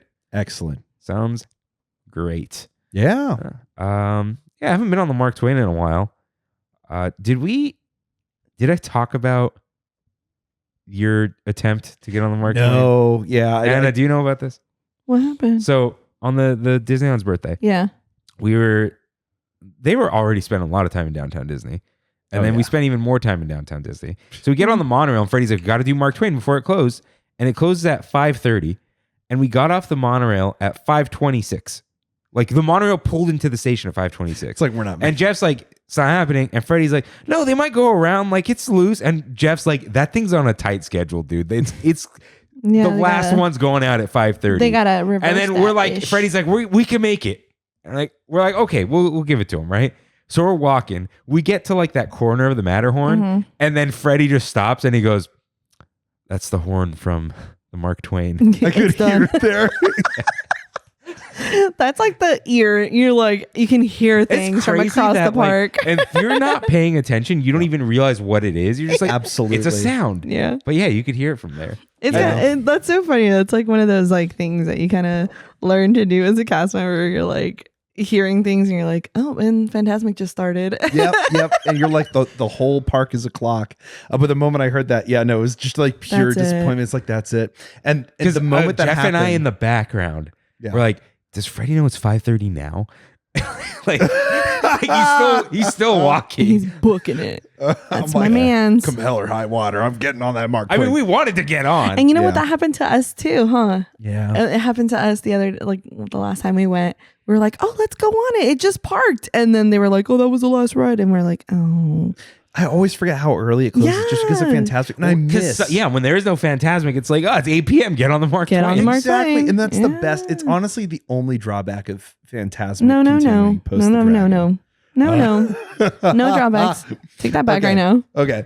I'm sleeping on the couch. Oh my God. But anyway, the 70th anniversary attempt of trying to do all the opening attractions failed right then and there. So that was it. So, at that point you're like, well, yeah, that's okay. Let's just chill now. The good thing is that all of you have been before, and all of you have ridden the Mark Twain. That is very true. I was just like, I'm just hanging out with the guys. Yeah. They were Yeah. doing some experiment. The whole morning we were very ambitious on the whole like, oh, we got this. And then the moment we got to downtown Disney, it was like, yeah, it's Oh, free beer. 70-cent beer. oh my gosh, we're never leaving here. But yeah, no, that was a really good day. No, Honestly. it was a great day. Yeah, to celebrate and the Walt show, which I don't know if did you and Rain talk about it on the last Rain hadn't episode? seen it. Rain and I might do our own little episode on Have it. to, Not yeah. about like the history of it. Like, About your bet. no, not the bet. I'm gonna get existential about it. Well, Freddy was literally looking forward to hearing about that one. My brother Roy. I was just My waiting for that. brother. Okay, did Rain say the animatronic is gonna say it, or that we will just hear it in Walt's voice? Because you hear He my says it brother twice. Roy twice in the show, but then he also says my brother as the animatronic. Yeah, but he doesn't say Roy. Because I heard it, I'm like, This there's is no what I was Roy. This excited is about. exactly what he's talking about. So Yeah. I can't wait to hear you and Rain debate that. Well, no, I'm just gonna go back listen to the episode and say, what did we say? Yeah. Because if you open the Apple Podcast app, you could just search the transcript. What? I've done that before where I'm like, when did we say this in the 3 hours? And I just kind of scroll through. I remember like one word and then I'm like, okay, I'm within a few minutes of it. And I find it. Nice. I do that with my text messages, to be fair. Oh, yeah. But like know automatic you could do that transcript, good stuff. Podcast. That's Yeah. awesome. Yes, you can. It finally spells Trammin correctly. Wow. It's taken that long, huh? Well, it probably realizes it's called Trammin. But Yeah. anyways, I haven't been to Disneyland. I was really sick last week. yeah. Because you were like texting me about the show. I'm like, I'm dying right now. Like, whatever you want, Freddy. Well, because I was like, yeah, we're doing Fantasyland. So here are the notes. But yeah, haven't been in a minute. But I did go to the fair. The highlight is always, it makes Kimmy happy. And it's fun to, like, Aw. not like the, I go because it makes her happy. It's fun to see her happy at the fair. Yeah. It's a fun thing yeah. to do. And it's kind of scary too, like thinking of the Huh? fair, because I used to like not really care for it, and I think as I got older, I started caring for it. Does that make any sense? Yeah. Because I'm not a big fan of like, When was the last time you went, though? oh my gosh, I probably like, not even kidding, like maybe like 8 years ago, maybe longer. Eh. And I think that was the last time I went to the OC fair for sure. And then I went to the LA County Fair way longer before, like maybe over 10 years ago. I've only been to LA County Fair, I think one time with Oh, I've been there my a buddy bunch of RJ, and we did we call it the Epic Bro Date. Oh, cute. No, we had to like drive someone somewhere or something. Uh-huh. And he's like, "Oh, let's just go to the fair." I'm like, "Okay." But So we went because it was Labor Day weekend, and if you got there before noon, tickets were $1. Wow. And we were like in college, so yeah. so we did that. So we drove there. Then we drove down to West Covina and saw, was it called Lawless? Or something? Shia LaBeouf. oh, and Tom yeah, Hardy. yeah. No, I've heard about this one. Yeah. Oh, with Tom Hardy, yes. Sick movie. Watch Yeah, I that. And then remember we the drove name. to LA State Historic Park. Oh my after- god, what a day. What a day. It was Wow. a day. But Yeah. great movie, gotta say. Yeah, because my bestie Maria used to work at the fair like every year because she lives like across the street from it, and so we would go because she would get tickets, and that's the only reason I would go.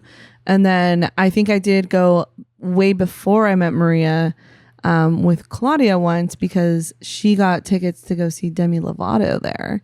So, and then you have to buy tickets to get into the fair to get into the concert that you bought tickets Right. for. We were going to do that because RJ was obsessed with Carly Rae Jepsen. Yeah. I think she was there that day. And then he wanted to go Oh. back for Earth, Wind, and... Was it Earth, Wind, and Fire? Probably. Yeah. Oh. But we didn't make that. I don't know if it was Earth, Wind, and Fire. It might have been...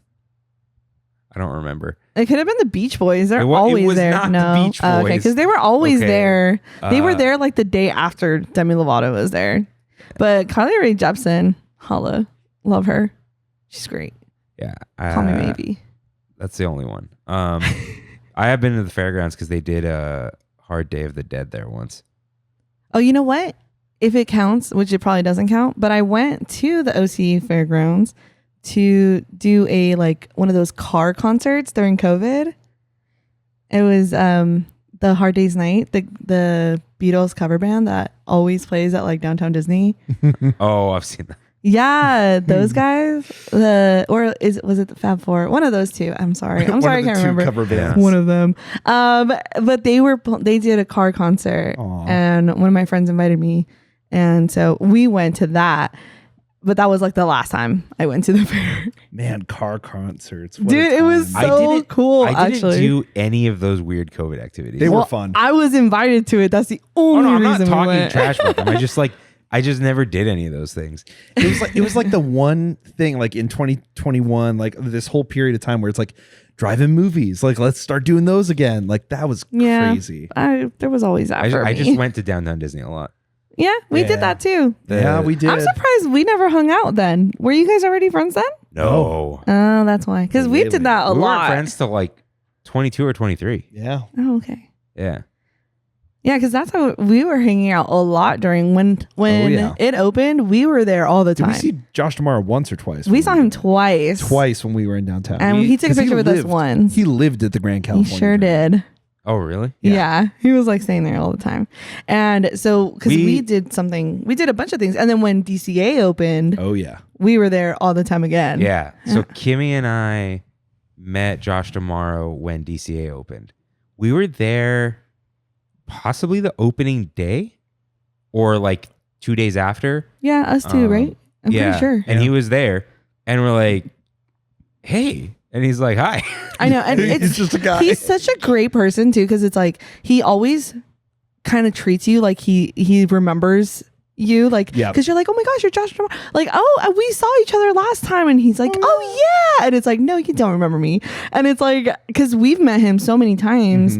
And every time he's like, yeah, of course, how's it going? And it's like, you don't know who I am, but he just I love knows you. how to I'd met him for the first time, but he was just like, he was just like, happy to have people in the parks. And all that. And that was also his like reign too. Like that was his moment. That's when like all the cast members were really like, oh my gosh, this is the best man in the world. Cause he was like, he was really like there for all the cast members when everybody was like put on leave. And just before that was when he upgraded all the break rooms and stuff like that. Like he was really crazy. for the cast members. He like would personally deliver the bad news, right? And then go. Yeah. I think I remember when they furloughed everyone, He was there the whole day. He was. As he's like, you can yell at me, you can cry on my shoulder, like I'm there, because it was the whole thing that was not his approval, like that was up the chain, that was Chapek.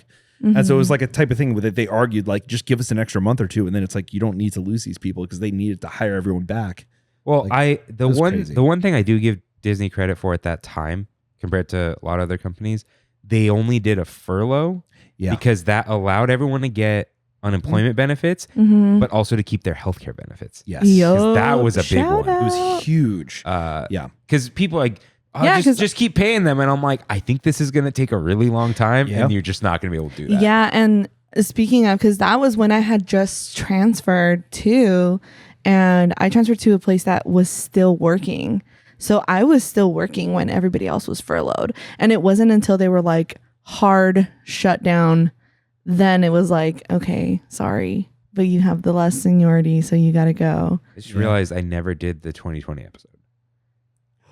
I was gonna. Yeah, you guys. No, we were gonna do it on like March 14th anniversary or of something. it. Yeah. I think I just didn't have it ready because it's gonna be a long one. It's big, so it might be like a 2-parter. So I'm like, let me hold on to that, write a good one. I'll probably just do it before 2026 because it's been 5 years. Yeah. Woof. That's such a long Crazy. time ago. Like living through historic events, you're just like, what a. And then it's like, that's when Sweegie opened. That's when we met. And then what opened? When Galaxy's Edge. Sweegie? Are you kidding me? Star Wars Galaxy's Edge. Are you? Sweegie is the cast member terminology. Oh my! You really didn't know Sweegie? I feel like. Okay, anyways, well, that's when Galaxy's Edge opened, and that's when we met, and that just like takes me back, because then it's like, oh man, so much stuff has happened. Like, yeah, that's so crazy. 5 years. Yeah. Anyway, we got to look forward to that episode. You and Rain got to record that because so much happened during. Oh, we were there a lot. Yeah. Rain and I would go like once a week to Downtown Disney because we were gonna do. We had Trammin already. Uh-huh. and we were gonna do a dining episode with my brother. He went to all the restaurants with us. Aww. So every week we went to Ballast, then we went to Black Tap because we had never been to Black Tap. Yeah, that was the first time we went to Black Tap. Kimmy and I went to Jazz Kitchen. Okay, I've never been there. It wasn't good. And then what else was there? Oh, we actually sat down at La Brea Bakery. That's awesome. Oh yeah. I think we did eventually do the dining when they closed La Brea. It's like, okay, let's cap off the old downtown Disney. Yeah. We also sat at Naples, and that was the first time I sat at Naples too. Yeah, I had done that before, but what was our Naples trip like? I'm trying to remember what we got. I don't remember. I think we shared a pizza. We did. Oh. I remember my cousins once got like a giant pepperoni pizza from Naples, and it's the little cup pepperonis. Yeah. And it was like one of the best things I've ever eaten in my entire life. It's so good. I was also starving. But, that usually It was happens. right at the Yeah. spot. Yeah. No, it was a crazy time. It just comes up every now and then. Yeah. But yeah. And it's crazy too, because it's like, I know we're talking about Fantasyland and stuff, but no, we're in the We Have It So Good now. So right. But I'm just like thinking back to like, because I started in Fantasyland, and if it wasn't cough cough, if it wasn't for all the terrible times I've had with all the company and the managers and stuff, like I would have never ended up in Sweetie. Yeah, right next to me. Yeah. Aww. Aw. Aww. We'll do a whole episode at some point just reminiscing over things. No, we won't. I would love us to go through our Galaxy's Edge experience because that was a whole crazy thing. Yeah, that was actually really crazy. All the things, the training. I know we did. We kind of went through some of the. I know we went through some of them, but I feel like even now, like between the two of us, we'd have even more stories. Yeah. Well, I mean, like it's like war. It's like war stories. I It's like still remember the flashbacks. very first time that I saw the Falcon. Yeah. When it was like cast members who were gonna be in Sweetie could go. Yeah. And I had just gotten the call like the week before that I was going to Sweetie, and then I was like, they said like, okay, like if you are gonna be a part of Galaxy's Edge, like come ride the Falcon. And I remember coming across into the gate because it was that big gate right next to Falcon, right next to Falcon. And I remember coming across that, and I just like stopped, and some random guy came up to me and was like, "You gonna be okay?" And I was like, "I don't know." And then turns out he was gonna be one of like the characters and stuff, but I don't think I ever saw him ever again. But it's just like I still remember that moment. It's so crazy. Anyways, when you guys want to spill it all and burn your final bridges, go ahead. my what? Burn your bridges. Bridges. Sweet My bridges. Gotcha. Oh my gosh. Okay, I'm never gonna live this one down. All right. Well, that was You guys reminiscence. have any highlights from Disneyland recently? Well, not you. Not me. Sadly no. And the last, Well, the last day we went was really fun. yeah, it was. We did that was the day we did The thing. the bar, Oh yeah, we went up to Lamplight Lounge and we watched World of Color. and that was Happiness totally from there. unintentional. Yeah. Because we've done it before where we did it intentionally Yeah, booked the reservation and at like 7 p.m., 7:30 p.m., the latest reservation I can get. And then this time we were supposed to just get food. yeah. And then the bar kept going crazy and we didn't get our drinks forever. So Yeah. by the time we ended up getting our second drink, it was like 20 minutes until It's like World might of as well Color. just stay here and watch it. And then it was the new one. Yes. So That's that the was, only time I've seen that show too. yeah, and it was which we really enjoyed. good. I actually like that one. Kind of. Yeah, World of Color Happiness. I think it is just a party, in my opinion. It has a lot less there's a lot less story and stuff going on. Yeah. But it is also better than just a clip show. So Yeah, true. Because that's kind of why I don't really like World of Color. Because it's like, okay, well, I could have just watched all these movies, whatever. Like, Yeah. I could get a spray bottle and spray my face, and it'd be the same thing. Yeah. Honestly, though, But it was really fun. Yeah, if you're picking nighttime spectaculars, though, you want to go over and watch like Phantasmic or Wondrous Journeys right now because the fireworks show is so good. Yeah, go on and celebrate happy. You'll never guess the tagline of the OC Fair this year. Oh my gosh, I have it in my bag.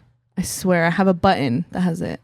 What is that? Find your happy. Shut up. I swear. No, Shut up. Like, Find no your way. happy. Shut up. Yeah. I have a button. I'm gonna like wear it to Disneyland. Somebody at the OC Fair like planning department was like, "Oh, I know what we're doing. For We're sure. tying in. For sure. It's all the about happy OC this summer." fair? Got it. I can come up with a tagline. Yeah. Find your happy. Yeah, and then the next time we go to Disneyland will be on the day that my pass is unblocked. We already have a Yay. reservation. What Yep. hellscape of a day is that? August like 21st? or something? 11th. 11th. Early. Well, they have to give us the bag. They had to wait until everybody can go get it. Ah. We have to go get our tote. I get to get You my remember tote. when the line not was you. like 3.5 hours for the Viva Navidad tote? I don't remember. So Because it was at Scott's remember that. the I believe it though. what is it? Silly Symphony. Yeah. And then a month or two later, they found that a bunch of them, or after the giveaway period ended, they're like, we got to get rid of these. And then they were like, go to Disney Home. And then we just went to Disney Home, and they're like, here's your bag. Oh my gosh. Yeah. They said, 3 hours. Who? Yeah. But looks like it's Pizza time. time for one last bite. What's beyond the L line for you? What are you looking forward to in general, at all? Anything? Me first? Yeah. You go first. Well, I'm definitely looking forward to going back to Disney, especially because my niece is going to go with us. Oh, and yeah. I'm so excited about that. And Does she officially know that we're taking her? Or I is think it- so. Okay. She doesn't really get to go early enough because my sister lives in Myrna Valley. For those who don't know, it's an hour and a half away from Disneyland. Yeah. So my sister only goes like on the weekends, but like after they're done doing stuff in the morning. So she's never been in the morning per se. So we're gonna like go early. Yeah, we're trying to do like a full day because she does have soccer practice in the afternoon. So we're gonna try and take her What? on like. She could skip soccer practice. That's what I told my sister. How old but is she? whatever. She is 7. She's in what? AYSO? No, she's in club. She's in club? Oh, she can't miss practice. She's really good. I was yeah. going to say, is she in 7 club? That's crazy. She's Ah, she can't good. miss. She's good. Sorry, Yeah. Mickey Mouse. I know. She's really good. Wait, is soccer practice in Moreno Valley? No, it's in Corona. May as well be Moreno Valley. No, at that it's point. like Sorry, 45 Ozzy. minutes. No. But yeah, so she is going to be coming with us. We're going to be getting what is that thing called now? Do they keep changing the name? The lightning lane thing. Oh my gosh. Yeah. Lightning lane. Multiple experience pass. That one. No. That's the recovery. It's That's- lightning lane Multi-pass. Yeah. Experience. Whatever. We're gonna get that Yep. that day because my sister also told me that I told her we're gonna think about doing that. She's like, oh, she would love that because she always wants us to get it. But by the time they get to Disneyland, it's like already too late. They're Well, getting there at like 4 They p.m. don't know the trick. I taught Freddie the trick. I got the trick. Yeah, I It's know. crazy. Yeah. It's Yeah, actually insane. And he's done it with me. He's like, yeah, I know the trick. I'm like, no, Freddie, the trick goes Show me further that than there's that. an even further. Yeah, because that's how we also got the dining stuff. Like anytime we Yeah. get food, he. Oh, you got to do that. So the dining thing. There aren't enough listeners where it's going to cause a problem out there. The people will cancel. They don't charge you if you don't show up. Yeah. But people will what I'm saying. cancel right like 2.5 hours before. Every 15 minutes, they reopen reservations. They Yeah. don't release them right away. Yeah. So 15, like quarter hours. So let's say 3 o'clock, 3:15, 3:30, 3:45, 4 o'clock. Mhm. That's when you refresh. And then a bunch just pop up and grab them. Yeah, right. And because, But yeah, no. And so we were like, we're super excited about that. So my niece is going to be able to get to enjoy that for Yeah. the first time in a very long time. But yeah, so I'm really looking forward to that. That's definitely a huge thing. And then we also have, as we've mentioned before, the fair. Freddie, are you excited for a singular food item at the fair? Don't say turkey legs. No. Okay, no, good. No, definitely not turkey legs. Thank you. The simple one. There's one simple pleasure that I look forward to at the fair. Are you going to say pretzel? No, Oh my god. not at all. Kettle corn. I have some downstairs. I saw that. when it came Was in. that actually kettle That's corn? kettle corn in Here's a bag. the problem, I Freddie. thought it was regular Okay. popcorn. This is my problem with the fair as well. Yeah. They're not going in the kettle. They're just giving you a bag. Aw, It's not bummer. even warm. That is No. horrid. We got to Yeah. find one that is No, fresh. there's fresh. only there isn't. I walked to every kettle corn booth a few years ago. Wow. They're just here's the bag. That's terrible. Maybe if we get there super But- early in the morning. You want a decent one? Tanaka Farms. Love Tanaka Tanaka Farms. Farms. Pumpkin Patch. They got the kettle corn. That's where we took our engagement photos. It is. Wow. Yeah, we always go late where the kettle corn's fresh, but they're not at the kettle anymore. Yeah. But they do have the kettle there. So Nice. Yeah. Nice. Okay. Good. Well, we'll try to get you some credit We'll corn, see. babe. I'm sorry. And then the other one that I've heard about is a deep fried Oreo. Ooh, don't stop. I You just gotta let want him to try temper it. your expectations. You- So no, if no, it's no, just no, no, hassle- no. heard about it. I You have just no gotta idea. You gotta let him have the it. problem is they pre-fry them. So they're just sitting there getting soggy. Gross. No, but if we get there early enough. Maybe. But like Rope drop the fair. Yeah. I went to it's not a street fair. They just, cities do that Mhm. once a month now. In Whittier, I ordered deep fried Oreos and I witnessed the guy take the Oreos out of the freezer, batter it, and fry it in front of me. They don't do that at the fair. Dang. You might get lucky, but I just be Temper ready. the expectations. Temper the expectations. Yeah. Yep. I do like all the deep fried things, except for pickles. But the deep fried stuff it gets kind of crazy. Like Yeah. I think there's ice cream too. The like, deep fried Yeah. pineapple, I believe, is fresh, but Well, it's not good. well, think about like the There's a pineapple deep getting fried. hot. There's Like, I a don't- deep fried cheesecake. Yes, I've seen that. They don't do deep fried butter. That's so disappointing. Honestly, Pickle Dr. Pepper though, that's a good one. you're done. No pickles. No pickles. You don't like pickles, Freddy? No. Neither of us. No. Dang. We are, and our dog also does not like pickles. I try to give them to her when we take our pickles out of our burgers because she wants our food, and I'm like, "Here, you can have this pickle." And Why don't she you just, order no pickles? I don't. We do, and sometimes they still put a pickle I in. don't. I don't really care about that. Like, it's not that hard for me to just pick it out. He's very picky about it. I am. He's like, "No pickles," and I'm like, "Just pick them out." Like, Do you say no relish at In-N-Out? no. No. Oh, okay. So it's not that far. No. So yeah, In-N-Out, I get fried mustard. Pickles okay? Yes. You guys even know what I'm talking about? Fried mustard. Yeah, so it's what they do for animal style, but I don't want animal style. When they flip the patty, they put Oh. mustard on the grill. Okay. Mm. Well, I know that you can do. Is it monkey style that they put pickles in that? Did you know that? You talking about animal style? No, Monkey style. What's Monkeys- monkey style? they put pickles in it. Yep, animal style has pickles as well, no? No, animal style is when they put the Fried mustard, onions, spread, extra spread. oh And I believe wait, an pickles. animal style burger. Yeah, what's Yes. monkey style? I think monkey. I don't. Okay, y'all are gonna have to like look this up because I don't know. But it might be animal style then, because I think I did get animal style once because my brother ordered for me and it was pickles and I was like, I Yeah, don't like what's those. Monkey style. Is it the I think they put meat in. Some people claim it's a burger with animal style fries Yeah. inside. Delicious.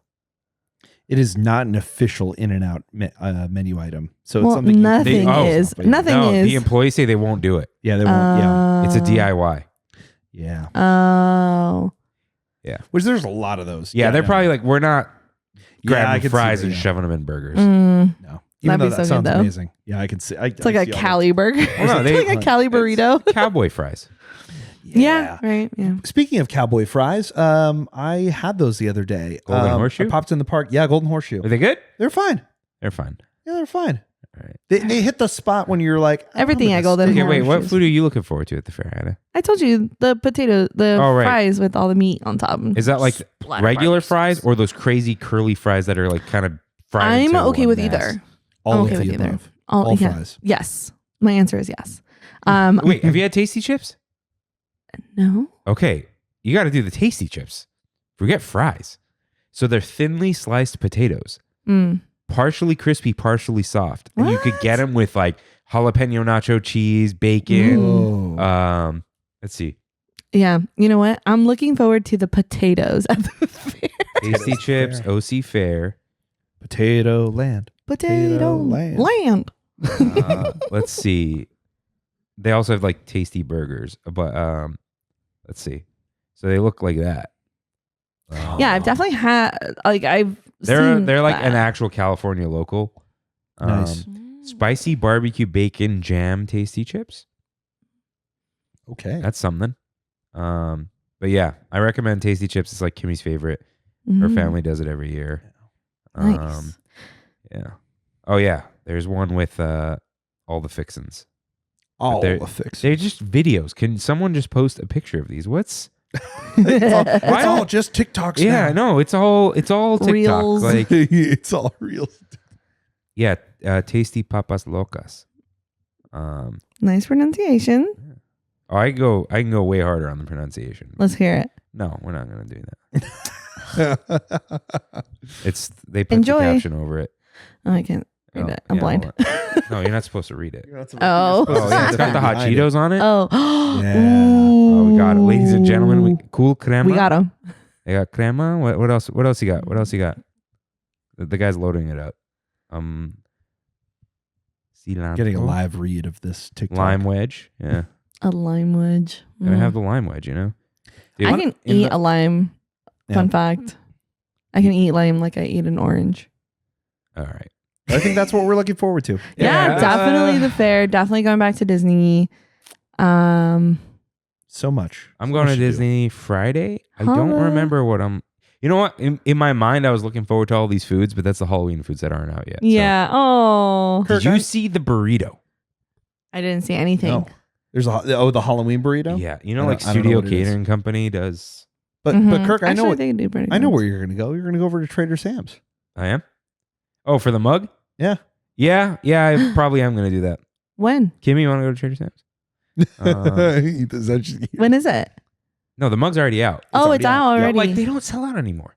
So they Oh, did. They you did, the did tell me whole- that. You told me. So they they- charge like $80, but Yikes. if you go after the mug is out, they charge you $80, but you get a $20 drink in it Yeah. True. in a different cup. But Yeah. whatever, I don't care. Still, Well, they give you the fresh one.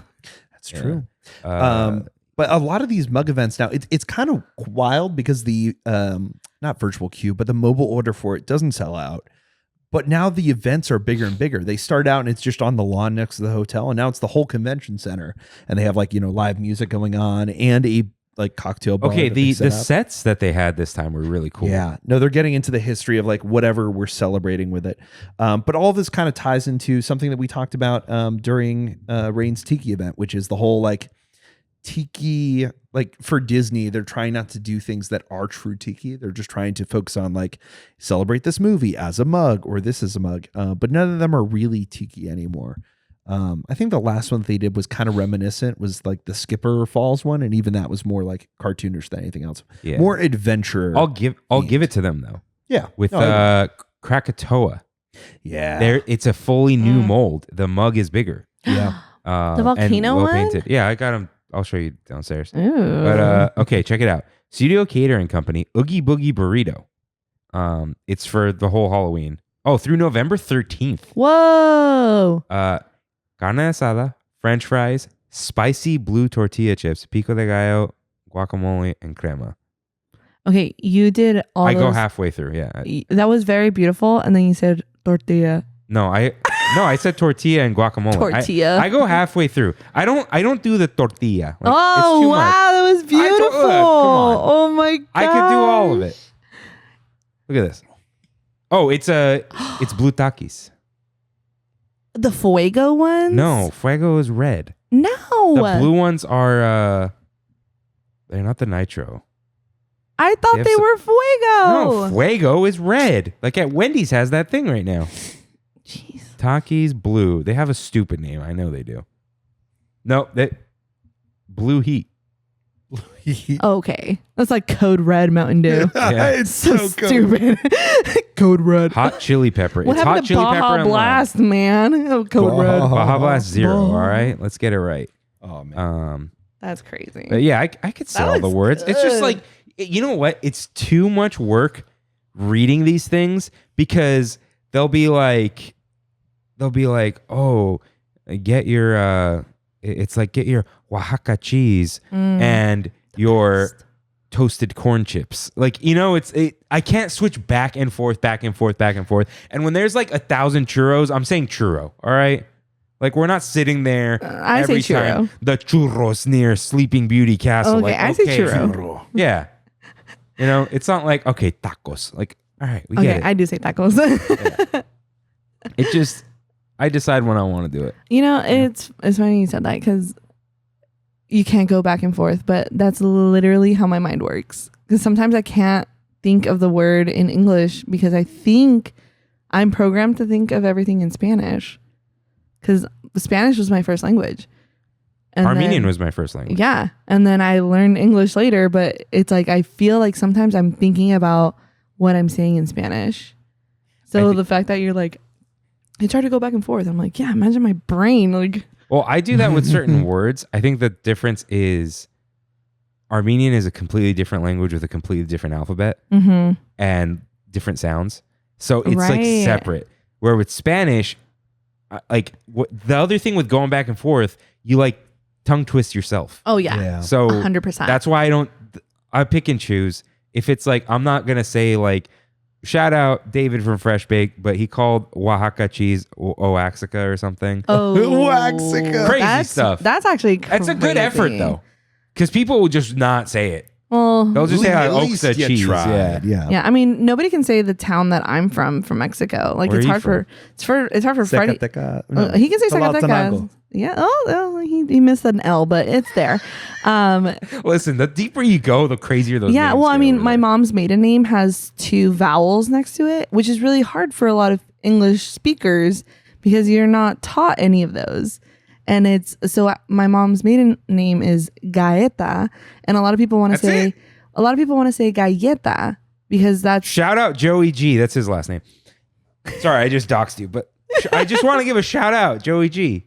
But yeah, and it's just like I've because heard that. it's a lot of like how like English learners never knew how to like pronounce like the AE next to each other.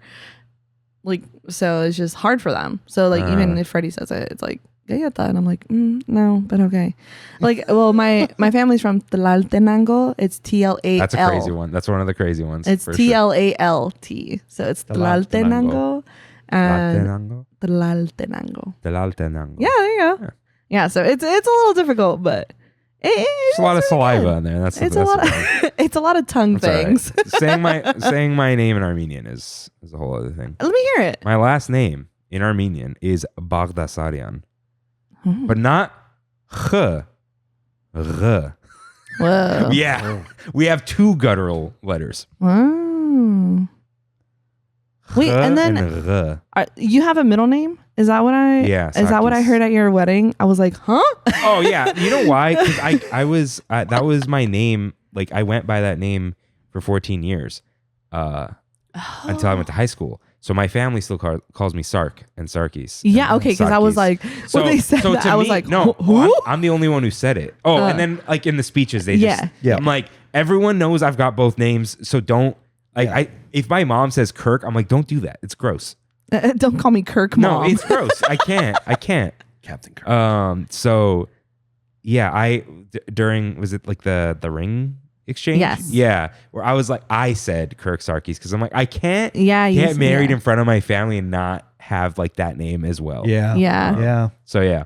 Well, Freddie said my name in Spanish when he proposed, which was really cute and touching. I used Kimmy's nickname, but that's for me to know and for you not to find out. Okay, gross.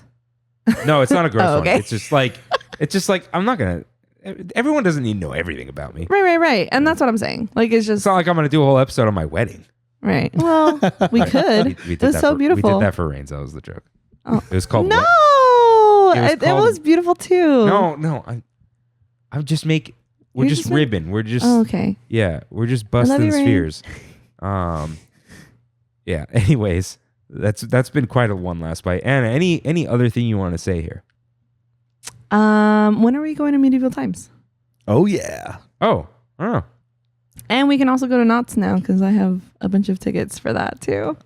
Is Jonathan gonna go to medieval times as well? Probably. Probably. I mean, his brother Yeah. works there His too. brother does. Yeah, work we there, gotta too, we gotta get a whole thing. Kimmy We'll get said a the whole horses thing. are treated better now, so she's in. Oh, there you go. Okay. Well, I believe her. I guess I don't know. I don't know either. There was They a whole seem to be thing. well There was the treated when strike. they're there. Remember? Well, that was because of the knights. And the horses. Oh, I didn't know that. Yeah. No, there was a protest outside for the horses. That's what it was. Either way, someone's picking in front of medieval I thought the times. protest was for. There's a lot. Okay, I don't know. I only started working there a year ago, so I don't know any of Will this. I get the hat? The crown? Yes. Yes. Yeah, everybody gets crowned. Everybody gets a crown. Yeah. Hey, make sure we win though. I can request that. No, you can't. I can. You're not supposed to reveal that it's No. Oh, come oopsie. on, Freddie. We know that it's rigged. No, It's not rigged. no, it's like not. it's WWE. It's WWE. Yeah, There's- like we know what it needs There's a to. narrative. Something needs to happen. I don't Yep. know what But how it is. We'll get there. I mean, the first time we went, Yeah. our knight lost, Yep. but the second time we went, our knight won, and it was a different color. So It's still nice. Well, yeah, it's not the same every time. no, well, they have to change it. Well, Yeah. okay. To be fair, when we just got a new show, and when we got the new show, it was the exact same because all the knights needed to learn all the dialogue and blah blah blah blah blah. So it was the same for like 2 months, and I Like was when Star Tours gets a new scene. yes, Exactly like the that. same thing over and over again. And so now it's a little bit more randomized, and so now it's a little bit harder to predict what's going on. Eventually, like I can tell you some of the things that I already know. But don't spoil it. I while won't. we're I there. won't. I gotta, But yeah. So like because I see the show every day. But yeah, when are we gonna go? I have tickets, and so we gotta go. We'll figure that out, and that will definitely be brought up on the podcast. Yeah, and then 'cause that would that's a be- good reaction of like That'll be we something did to look something forward else to. here. Yeah. medieval times. Medieval Really times. going full circle with Sword in the Stone. We really Bring it there. are. Bringing it right back to fantasy. That's good. Yeah. That was today's episode. Yeah. So with that, say goodbye in your ways. Adios. See you real soon. That was mine. Got him. Bye. You're laughing so. See you real soon. Bye. Thanks for traveling with us today, and we hope you have a happy and memorable visit to the Disneyland Resort. Please lower your head, watch your step, and exit to the driver's right-hand side only.